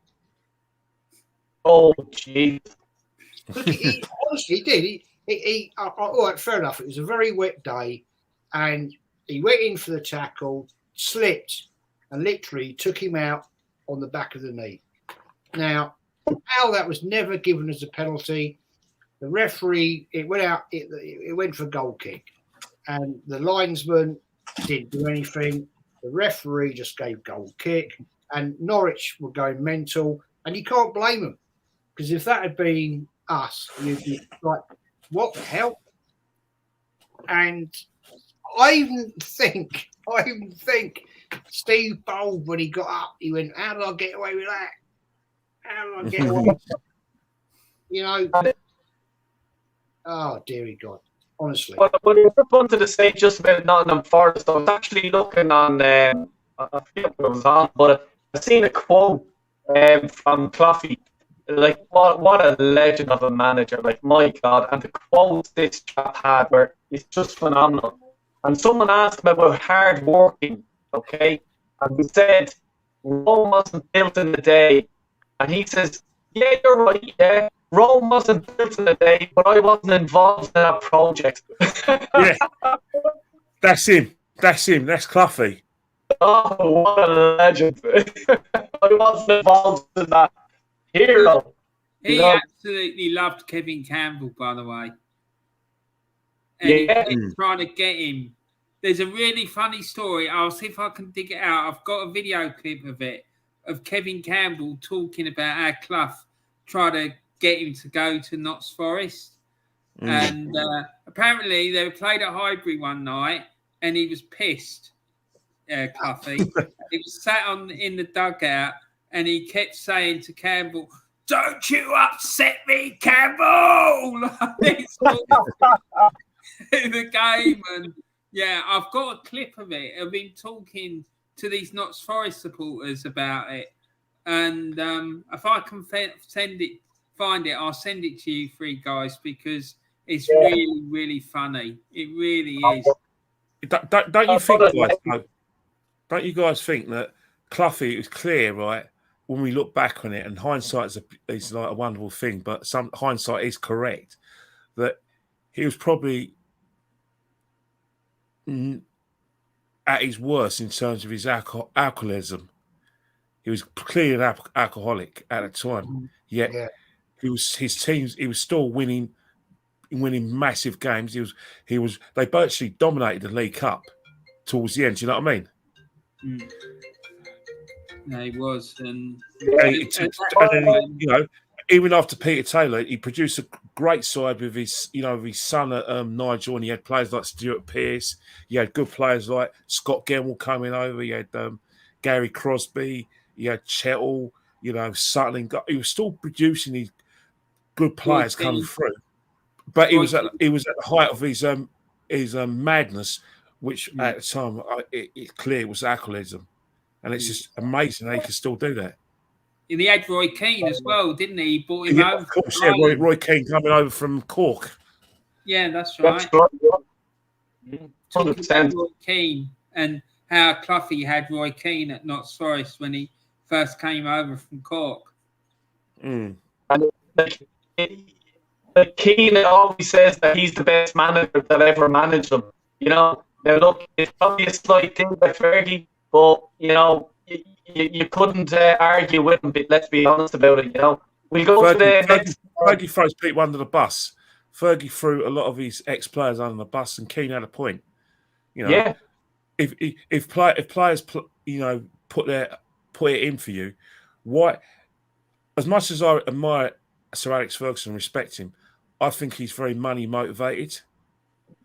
That he would that to sell a book, he would sell a story. Yes. And he was even at the time, Martin Edwards was always saying, said to a journalist, don't say anything to him. I put in Sir Alex Ferguson. He leaks everything. Yeah. And that was my bugbear with Ferguson, the fact that every time a book came out, it was to slag off one of his players. Yeah. Yeah. Exactly. Yeah. Like, you know, just look, I'd never say anything bad about Fergie, you know, that manager and stuff like that. But yeah, I agree with you there, Kenny. Like, you know, and we'll kick on here. So this is into April. We're flying high, even with the deducted points. Liverpool, Kenny, as you were saying, we were like, you know, you were confident. Warren, I'll come to you. Were you confident at this stage of the season? It's coming into the nitty-gritty sort of the tough games. The teams are starting to look like they're getting relegated. They're going to be tough to play against. Were you nervous at all? Kenny was saying that he was confident. What about you, mate? With me? Yeah. Yeah, no, I was, because we were 2 points clear and we had a game in hand, and I thought it was at this stage, I thought, you know, it was ours to lose. But you always had that fear that something could go wrong, because I'd seen it before under George. When he first came, we went on this massive charge for a lot of games, and we sort of fell apart. I think it was the year before we won the League Cup. We went on a massive, long, unbeaten run in the league, and I think we were top for a while. And then it all collapsed. And then, you know, the rest is sort of history, really. But, yeah, so I was quite confident. And, you know, it's just interesting to see you got Crystal Palace sat in third there. That's where they finished, Warren. That's where they finished, Warren. You know, and right. An old schoolmate of mine played for him, John Solarco. And oh, my God. He was a class player, man. I can tell you from personal experience as well, he's a bloody nightmare to play against. even though I did manage to nutmeg him once. But no, he's a lovely lad, and he was in the year below me at school, and when you were at school, you could see he was just so talented. It was just ridiculous. We'd be playing in games with him, and he'd score 7 or 8 bloody goals in each game. It was mad. Yeah. Yeah. I suppose I'm just sort of looking at the lower end of the league here at the time. You have Luton Town, Sunderland, Derby. Was Luton Town, look, what would you like, Jez, if you can recall it? I don't think did we beat them that much when we bet them or when we played them? What, you talking about the lower 3? Luton Town. Well, they were basically no opposition at all. Be fair. Sunderland, ironically, that's an ironic team, isn't it? Because on my stream I did last night, Sunderland back in the day, were a big team, the big northern teams, the Midland teams, and they kicked Arsenal out of the FA Cup. But at this point in time, Sunderland are a pretty poor side.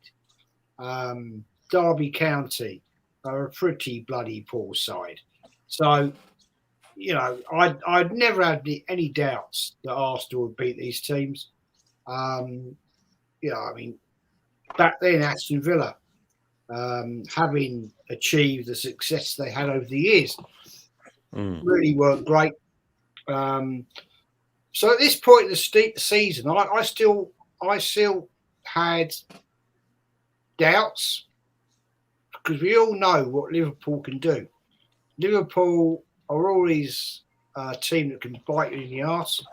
Didn't have any fears about Palace. Leeds United by now are way too far behind, as are Palace. Let's get it right.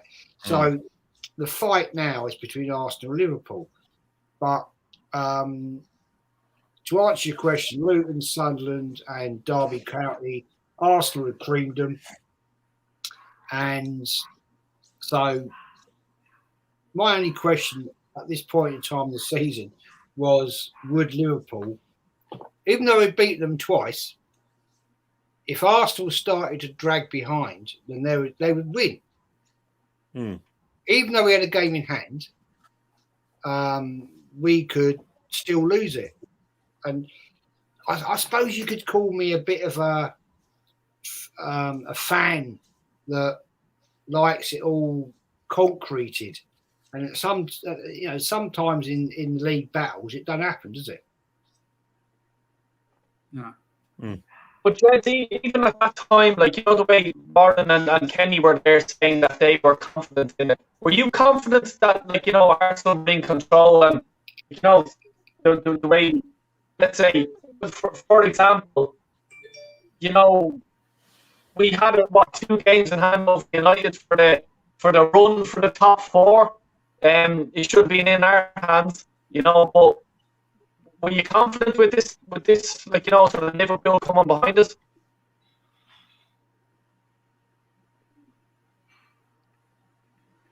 Jez, no? Sorry, mate, didn't catch it. I didn't hear you. Yeah, no, I was just saying, the way Kenny and Warren were pretty confident that Arsenal had it in control. Did you, at this time? Was I confident? Yeah.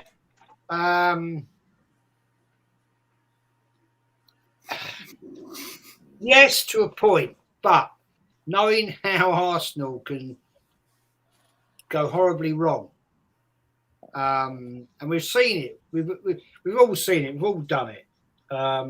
So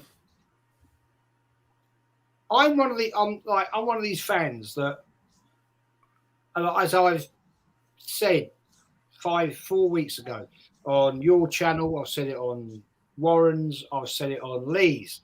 I take every game one game at a time. I'm not one of these fans that will big it up and say, "Oh yeah, we're going to get top 4 now." I think we're seeing that possibly we're not going to get top 4. And tomorrow, if Arsenal don't get top 4 tomorrow, if Arsenal don't win tomorrow, we're done. That's it. It's done. Because if Spurs win, we're done. Simple as.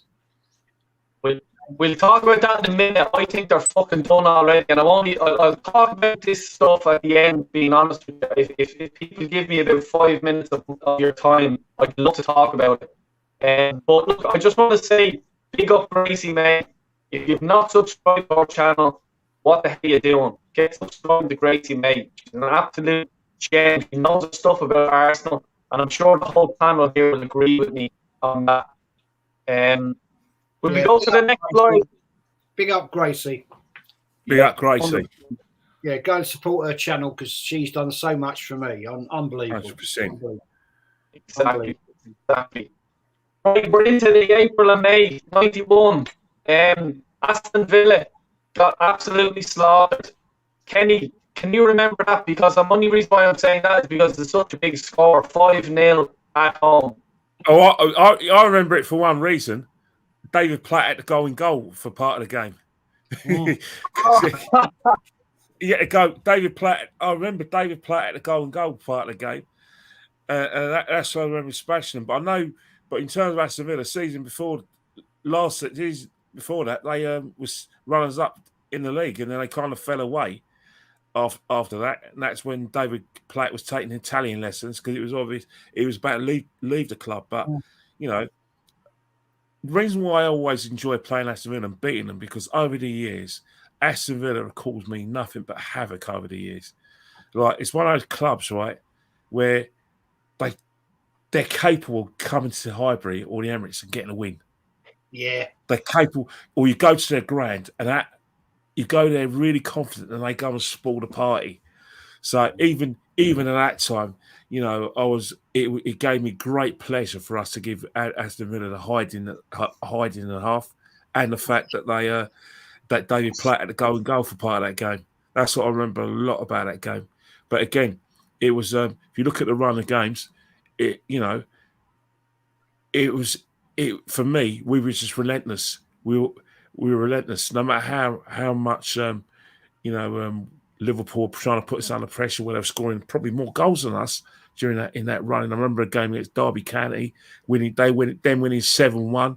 We only winning 2-0 there. But I thought if we kept on winning, then we then no matter how well Liverpool were playing, the onus was on them not to drop any points. And I think that's when again my I suppose my overconfidence was quite a match. You look at a game at Sheffield United again. If you look at those games in itself, I call it the Kevin Campbell time, because it was at that time when Kevin Campbell was a massive noise, and you thought, you know what, a partnership between Campbell and Alan Smith for next season, and Paul Merson, moving out to either the left hand side, which you've moved, or the right hand side, because at that time Rocky wasn't in the team. So it was one of those times where, again, I thought, right, Arsenal are going to win the league and we're going to do the double. Because at that time, it was semi-final time.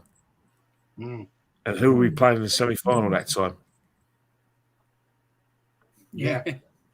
Exactly. Yeah. Dreadful. We can go to the next slide, Morgan. Huh? We go to the next slide. Next one. Yeah. So there we are, English Football Division 1. Arsenal confirmed as league champions after 3-1 Man United. Goal scored Alan Smith 3, Steve Bruce 1. Jez, I'll go to you. Can you remember where you were for that? Yeah, I was in the North Bank. I knew you'd say that. What did it feel like? What did it feel like? Yeah. Elation. After we'd beaten Villa 5-0, I honestly then I'd started to think, yes, it's game over, we've done it. But that day, to beat Man United 3-1 in any game is quite something. And back in them days, and I still will go with this one. People make out Spurs are our biggest rivals. Well, I tend to put it this way, that there are noisy neighbours. They wake up sometimes, play loud music, make a big fuss, but not really. Until Spurs can turn around and say they've won the amount of league championships Arsenal have, the amount of FA Cups Arsenal have, go back to bed. Because the teams back then were Liverpool and Man United. And as we all know, back in the day of Alex Ferguson and Wenger, it was Man United. Nowadays, our major rivals in London are Chelsea. And that's going to upset an awful lot of people in the fan base, but I don't really care. You know, I say it as I see it. And Tottenham are not our big rivals. But that particular day, get back to your question, that particular day was madness. Because I can tell you, and Kenny would know, Warren, I don't know if you were there, but the absolute atmosphere outside the ground and inside the ground was unbelievable. I remember at the end of the game, going when the final whistle went, massive surge, everybody going mental. I ended up going about, I don't know, 6 down, because which was back then. Obviously, all the fencing had gone because of what had happened at Hillsborough, and people ended up spilling out onto the pitch because it was just madness, absolute madness. But a mate of mine, John, actually cracked 3 ribs against the front of the advertising boards. He was actually pissed out of his head, to be fair. But yeah, he suffered for quite a few weeks after that. But yeah, it was a madness day out. Absolutely, the atmosphere around the Highbury, it was just incredible. Absolutely incredible. Warren, were you at the game? Sorry, Del Boy? Were you at the game? No, I wasn't. This was a couple of months after the train crash, and I was still got my leg in plaster and whatnot. So I was at home, and I remember being really excited because I'd heard that I think Liverpool had lost earlier in the day, and it meant we were champions before the game kicked off and stuff like that. And we demolished them. I think it was live on TV, this game as well, if I remember right. Yeah, I think both the games were live. Yeah. So I remember watching it. I'm sure I remember watching it on TV. Do you want to go to the next slide? Yeah. That's the team. So we've seen the usual back four, I'll tell you. Hillier, Davis, Kenny. What can you say about Hillier?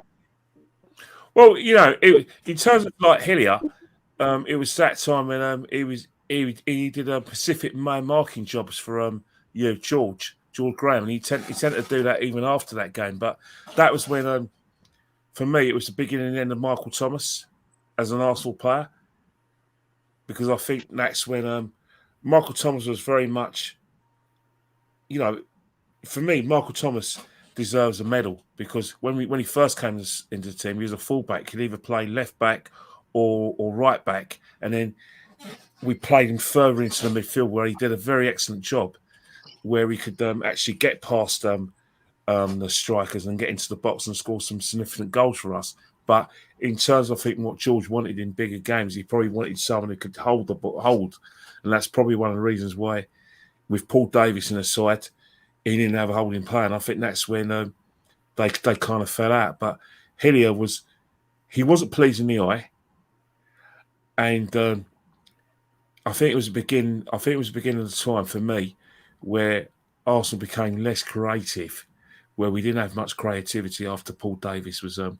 He wasn't in the side. So Hillier was brilliant for us that season. But when I think of David Hillier, it does remind me of the Ian Wright years where we bypassed the midfield and kind of got the ball forward pretty quickly, and we became more of a cup side and a league side. Hence the fact that we never really won the league after 91, which is a crying shame because of the way we played, because Blackburn had their money and Man United just played the inspirational game of wingers. And I think Arsenal, after that season, with players like Ian Selly afterwards and David Hillier in the side, became a team that, for me, wasn't pleasing the eye. So it's bittersweet, David Hillier's inclusion in the team for me. Yeah. Why don't we go to the next one? Sorry, mate. Go to the next slide. So there we are, top of the league, 80 points. Like, we didn't come out comfortable winners, obviously. Like, you know what I mean? Just losing one game the whole season. This team compared to the 89 team, Warren, what would you have to say? Like, Warren, is it a better team? Is this team better than an 89 team? Yeah. Yeah, I think so. Because I just think they were more solid. And let's not forget as well that the 89 team, it was as good as it was, like towards the end of the season, it did have a bit of a wobble. And we nearly lost the league title that year. Yeah. But but for me, the best title win was the 89 one because of the fact that we went up to Anfield. No one gave us a bloody prayer of winning up there, and we did it. And because then Liverpool were probably the best team in the world. No one went there and won, let alone by 2. Do you know what I mean? But I just think this team were much more solid. And as you've seen throughout the course of the stream, we were slapping teams all over the shop. And look at the table. We're 7 points clear, even though we've had 2 points deducted. So in reality, we're probably 9 points. 82. Yeah, so we would have been 9 points clear, really. So, and that's a lot of points to be clear at the top of a table. Yeah, totally agree. And look at the goals against column, 17 goals. I mean, that's just ridiculous. No other team come anywhere close to us. There's more or the only other team. Well, all the other teams had got nearly double the amount of goals scored against them as what we did, or even more. Yeah. That's it. That's the thing. Well, and I'm going to move on to this question for Jez. Question for the panel. If Arsene Wenger had been in charge of that 1990-91 team with his focus on fitness and avoiding drinking, how do you think Arsenal would have done? Like, even let's say in the next years to come, let's say, Jez, what do you think? I don't actually think there'd have been any difference, to be fair. George Graham was quite a ruthless manager. Let's get it right. All right, Arsene Wenger brought in the regime of diets, no alcohol was allowed at the club after the game, But let's get it right. Paul Merson liked to drink. Tony Adams liked to drink. And hence what happened to him. This season we're talking about. So football was a different game back then. I think Arsene Wenger, when he came into Arsenal, when he did in '96, had a different philosophy. But football had moved on. I mean, you have to remember how football does evolve very, very, very, very quickly. And one of the things I've highlighted yesterday in one of the shows I did was how things can evolve quickly and go very wrong. And so George Graham was an iconic manager, and he had his ability to get these players to perform to the highest standards at the time in the current realm of football. So to answer your question, no, I don't think it would have made any difference whatsoever, to be honest. I have to say, I think that George was tactically superior to Wenger. Oh yeah, 100%. Yeah.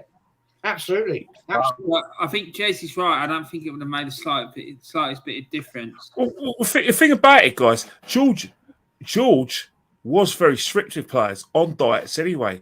Like I know Niall Quinn tells a story how, back in the day, George, he was called in and fined because he came back overweight. So there was always that sort of thing in football where players' weights when they came back from holiday were always mentioned, and managers who come down really hard on players, if they were overweight, and because at the time, obviously, we were in a sort of a whack it and chase it kind of league in the 80s. Not that we were the kind of whack it and chase it side, but we were playing teams with some significant fitness. Sheffield Wednesday and Howard Wilkinson used to do cross countries because they spent a lot of time over the ball and they played a long ball game, and there were teams who played long ball as well. Sheffield United under Dave Bassett played long ball, so you had to be really fit to play against those teams because they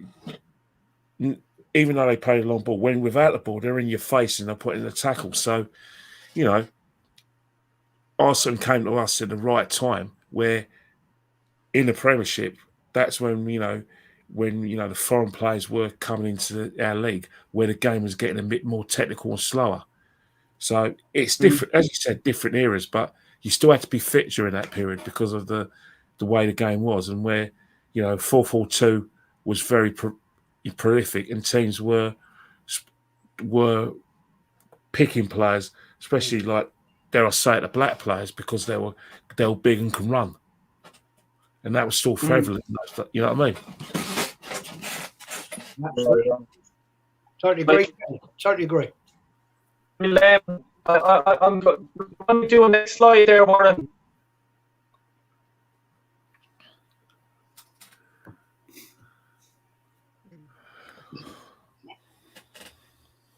Warren, do you have the next slide? Yep. So where's the League Cup campaign,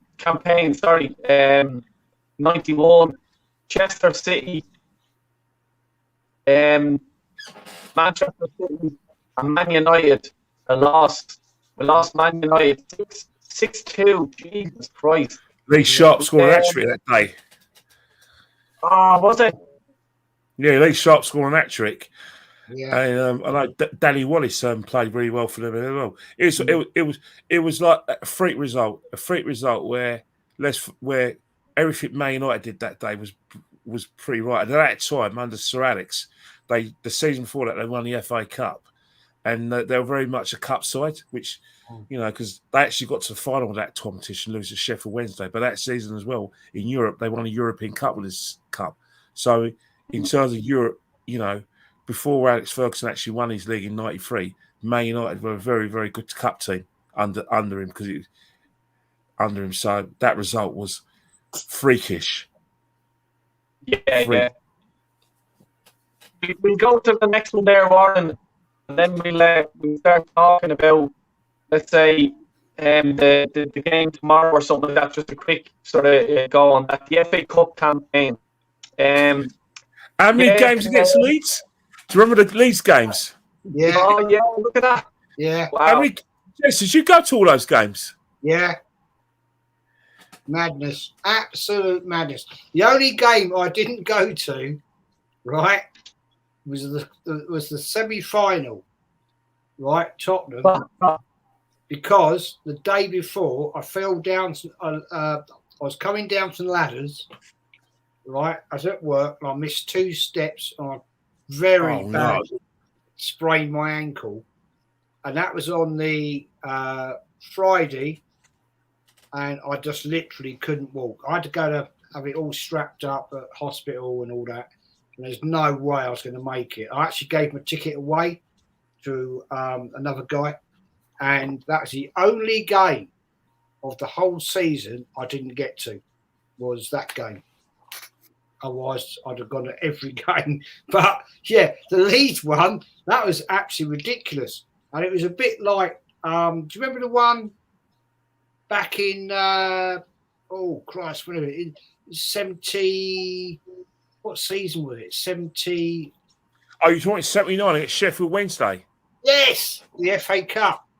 Do you remember the season afterwards in 80 when we had those marathon games against Liverpool in the semi-finals and we had Sammy replays as well? Yes.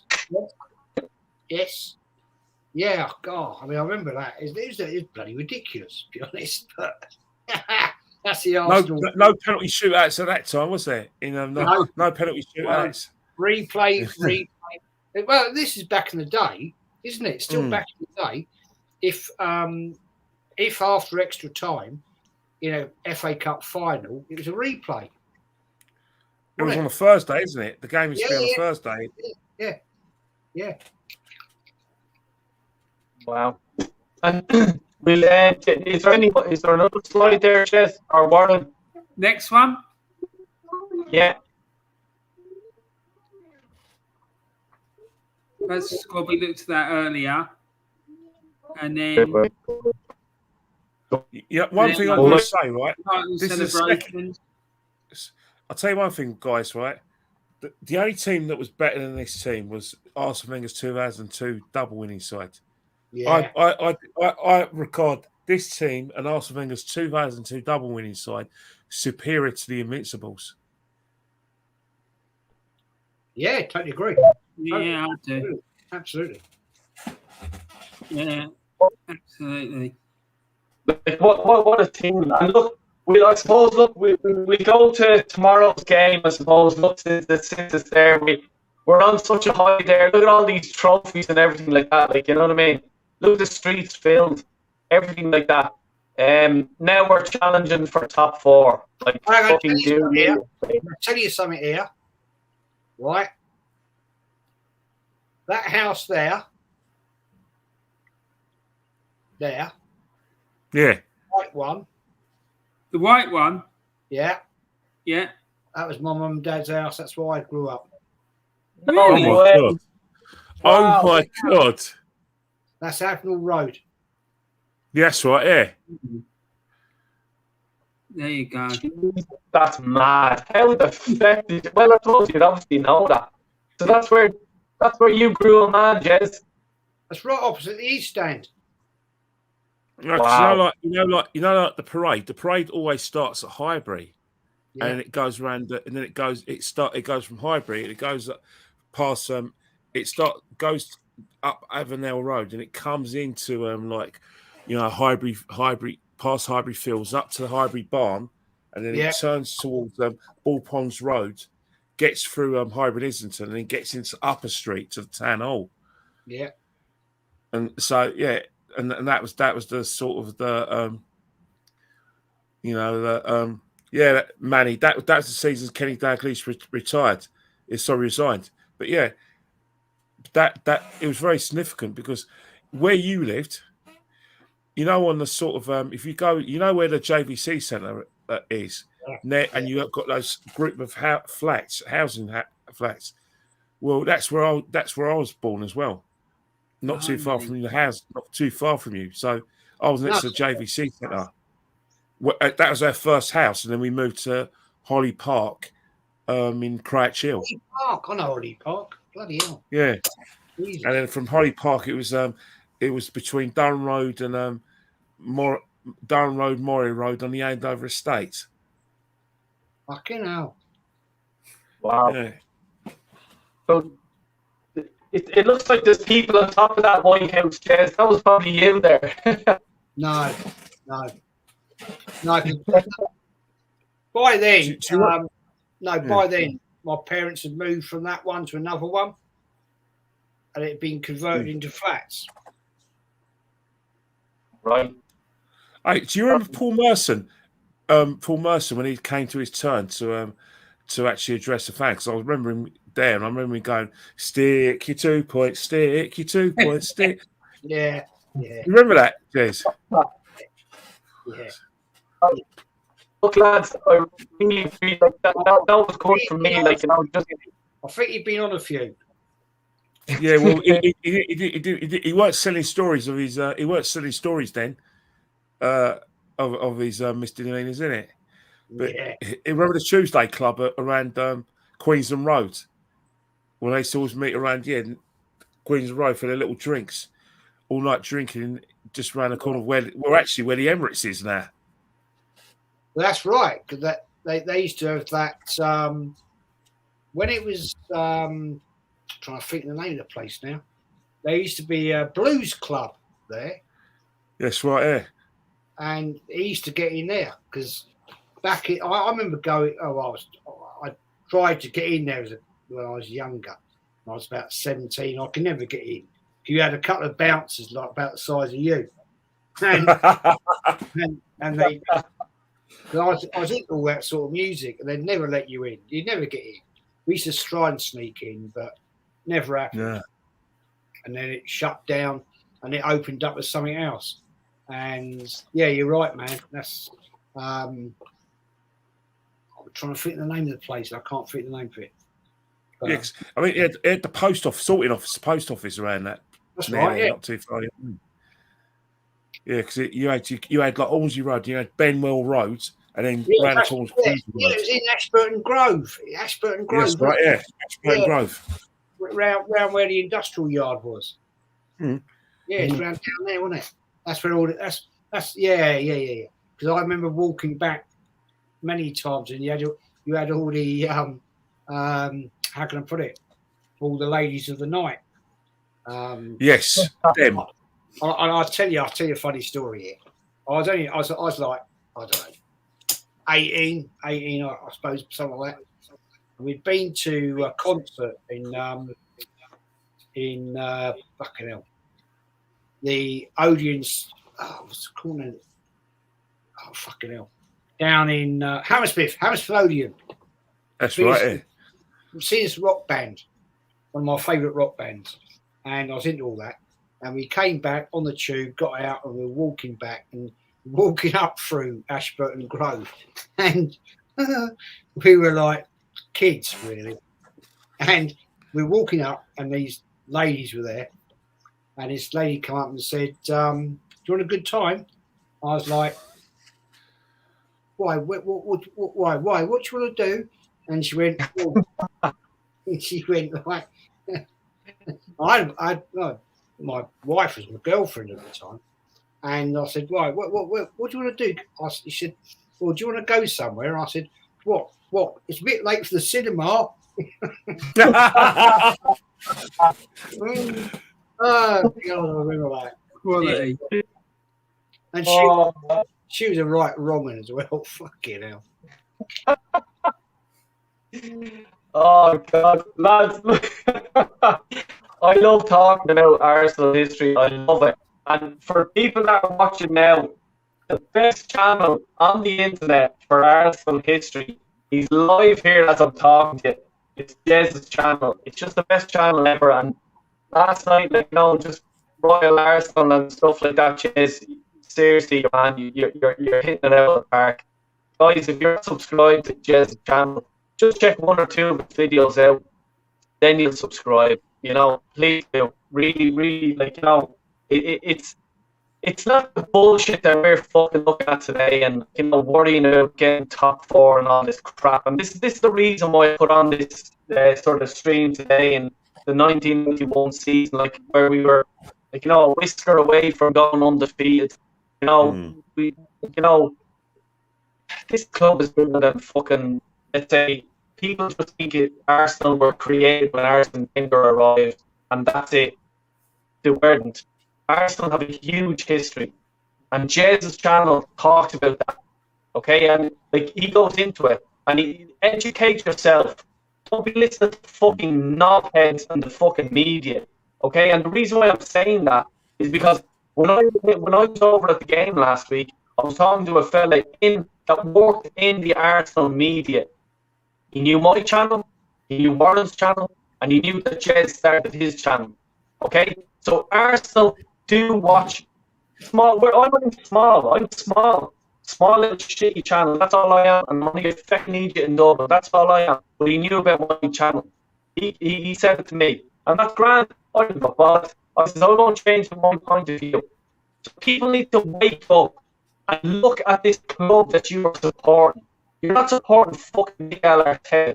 You're not supporting Mesut Ozil. You know what I mean? You're supporting Arsenal. And either fucking go all in or go home. Because I'll tell you, this club is so big. It's the third biggest club in England. It's probably one of the top teams in Europe as well, even though we haven't been in it. So just wake up and just put up your standards a bit. And there's fools around this club that when I was at the game on Saturday, there was fools all around me. And they're accepting this nonsense. Don't accept it. Look at the picture there that George Graham, Tony Adams have. What we're talking about this whole stream. Legends that played for this club that would not settle for anything less. And I'm going to lead it into you, Jez. Like, you know, look, subscribe to Jez and Warren as well. Warren is the one who has all these pictures and everything up. And, like, you know, I'm sure Kenny will agree with me. It brings back memories and you just remember stuff. Like, the guys will remember more than me. Mate, 100% the good memories. Because, you know, just when we were talking about it, I thought, bloody hell, the year Gazza mania, the year Dalglish resigned, the year Adams went had an enforced rest. You know, it's so much history. You know, it was a time when Vanilla Ice was massive. You know, like Marky Mark first. Marky Mark, i.e. Mark Wahlberg, the actor, first came into the stratosphere. Neighbours was massive by that time, so I was home and away. England was still crap at cricket, lost the Ashes. So it's not just Arsenal history, it's history of football. Sport and life, you know. England won the Five Nations for the first time in about 11 years. So a lot of things happened in sport during 1991 years. And Maggie Thatcher got resigned, so that was brilliant for me anyway, being a lefty. Yeah. I really do appreciate it. And if you haven't subscribe already. But I'm just going to do a little run up, and I'll start with you, Jez. Tomorrow's game, look, we shouldn't even be talking about this, worrying about this. It should be a win. But Jez, what are you going for? I'm going to be positive. I am. I'm going 2-0 Arsenal.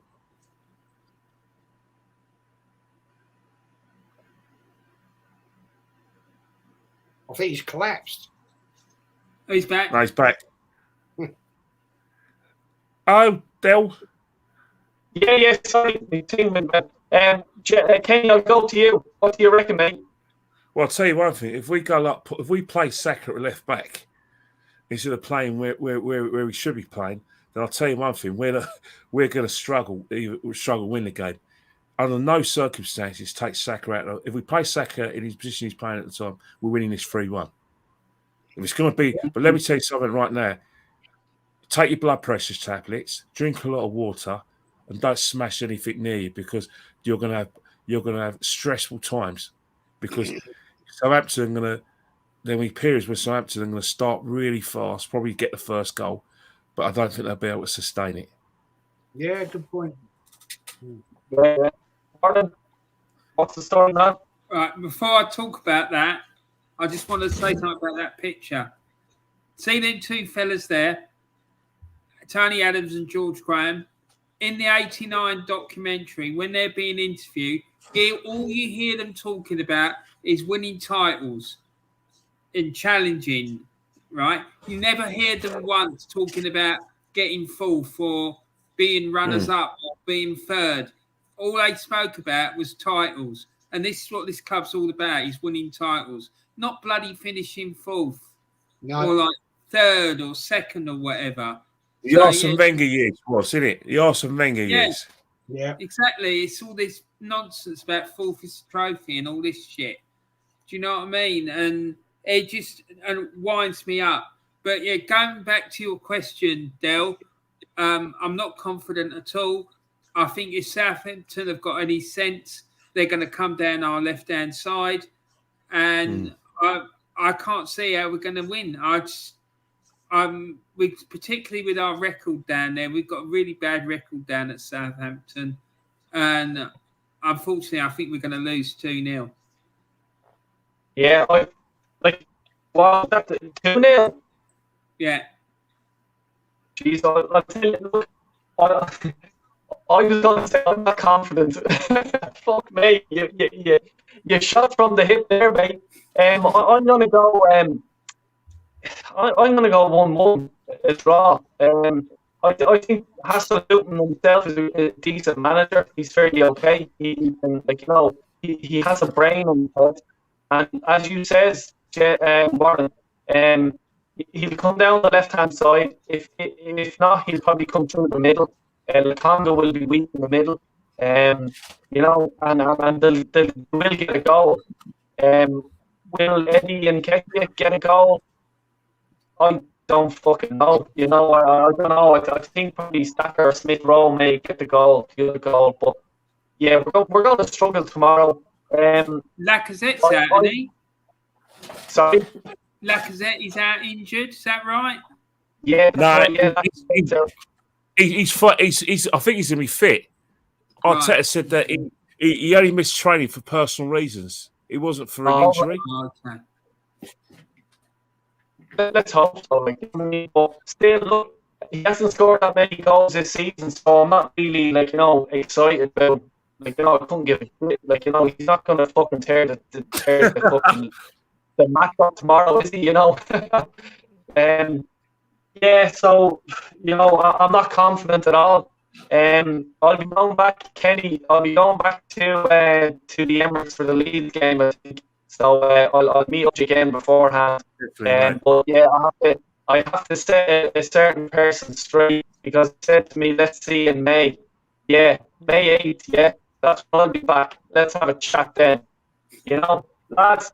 And come here, Kenny. I'm the same height as you, aren't I? What's that? I'm the same height as you. Yeah, you're about it. Anyway, you said you were about 5. Oh, I think I'm an inch taller than you, aren't I? Or were you the same height? Yeah, no, you're a small bit bigger than me. But Jesus Christ, you're a big man. I think a lot. Everyone who's met me have always first when they say, "Oh, bloody hell, mate."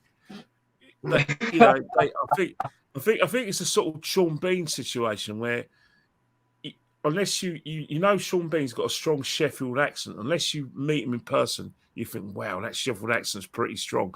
I think it's synonymous with people who say, oh, you're a large lad and you're big and you're quite, and people don't think, yeah, all right, and then they see him and went, fucking hell.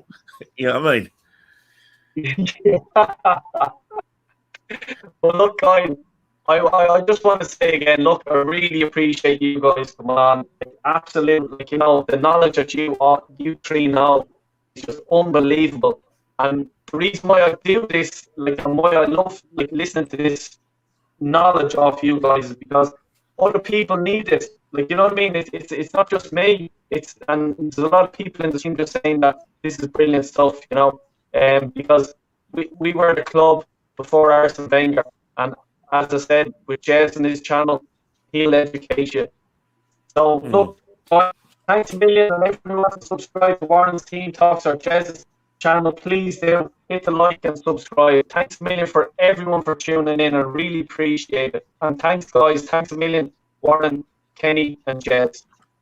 Great show, man. Great show. Great show, mate.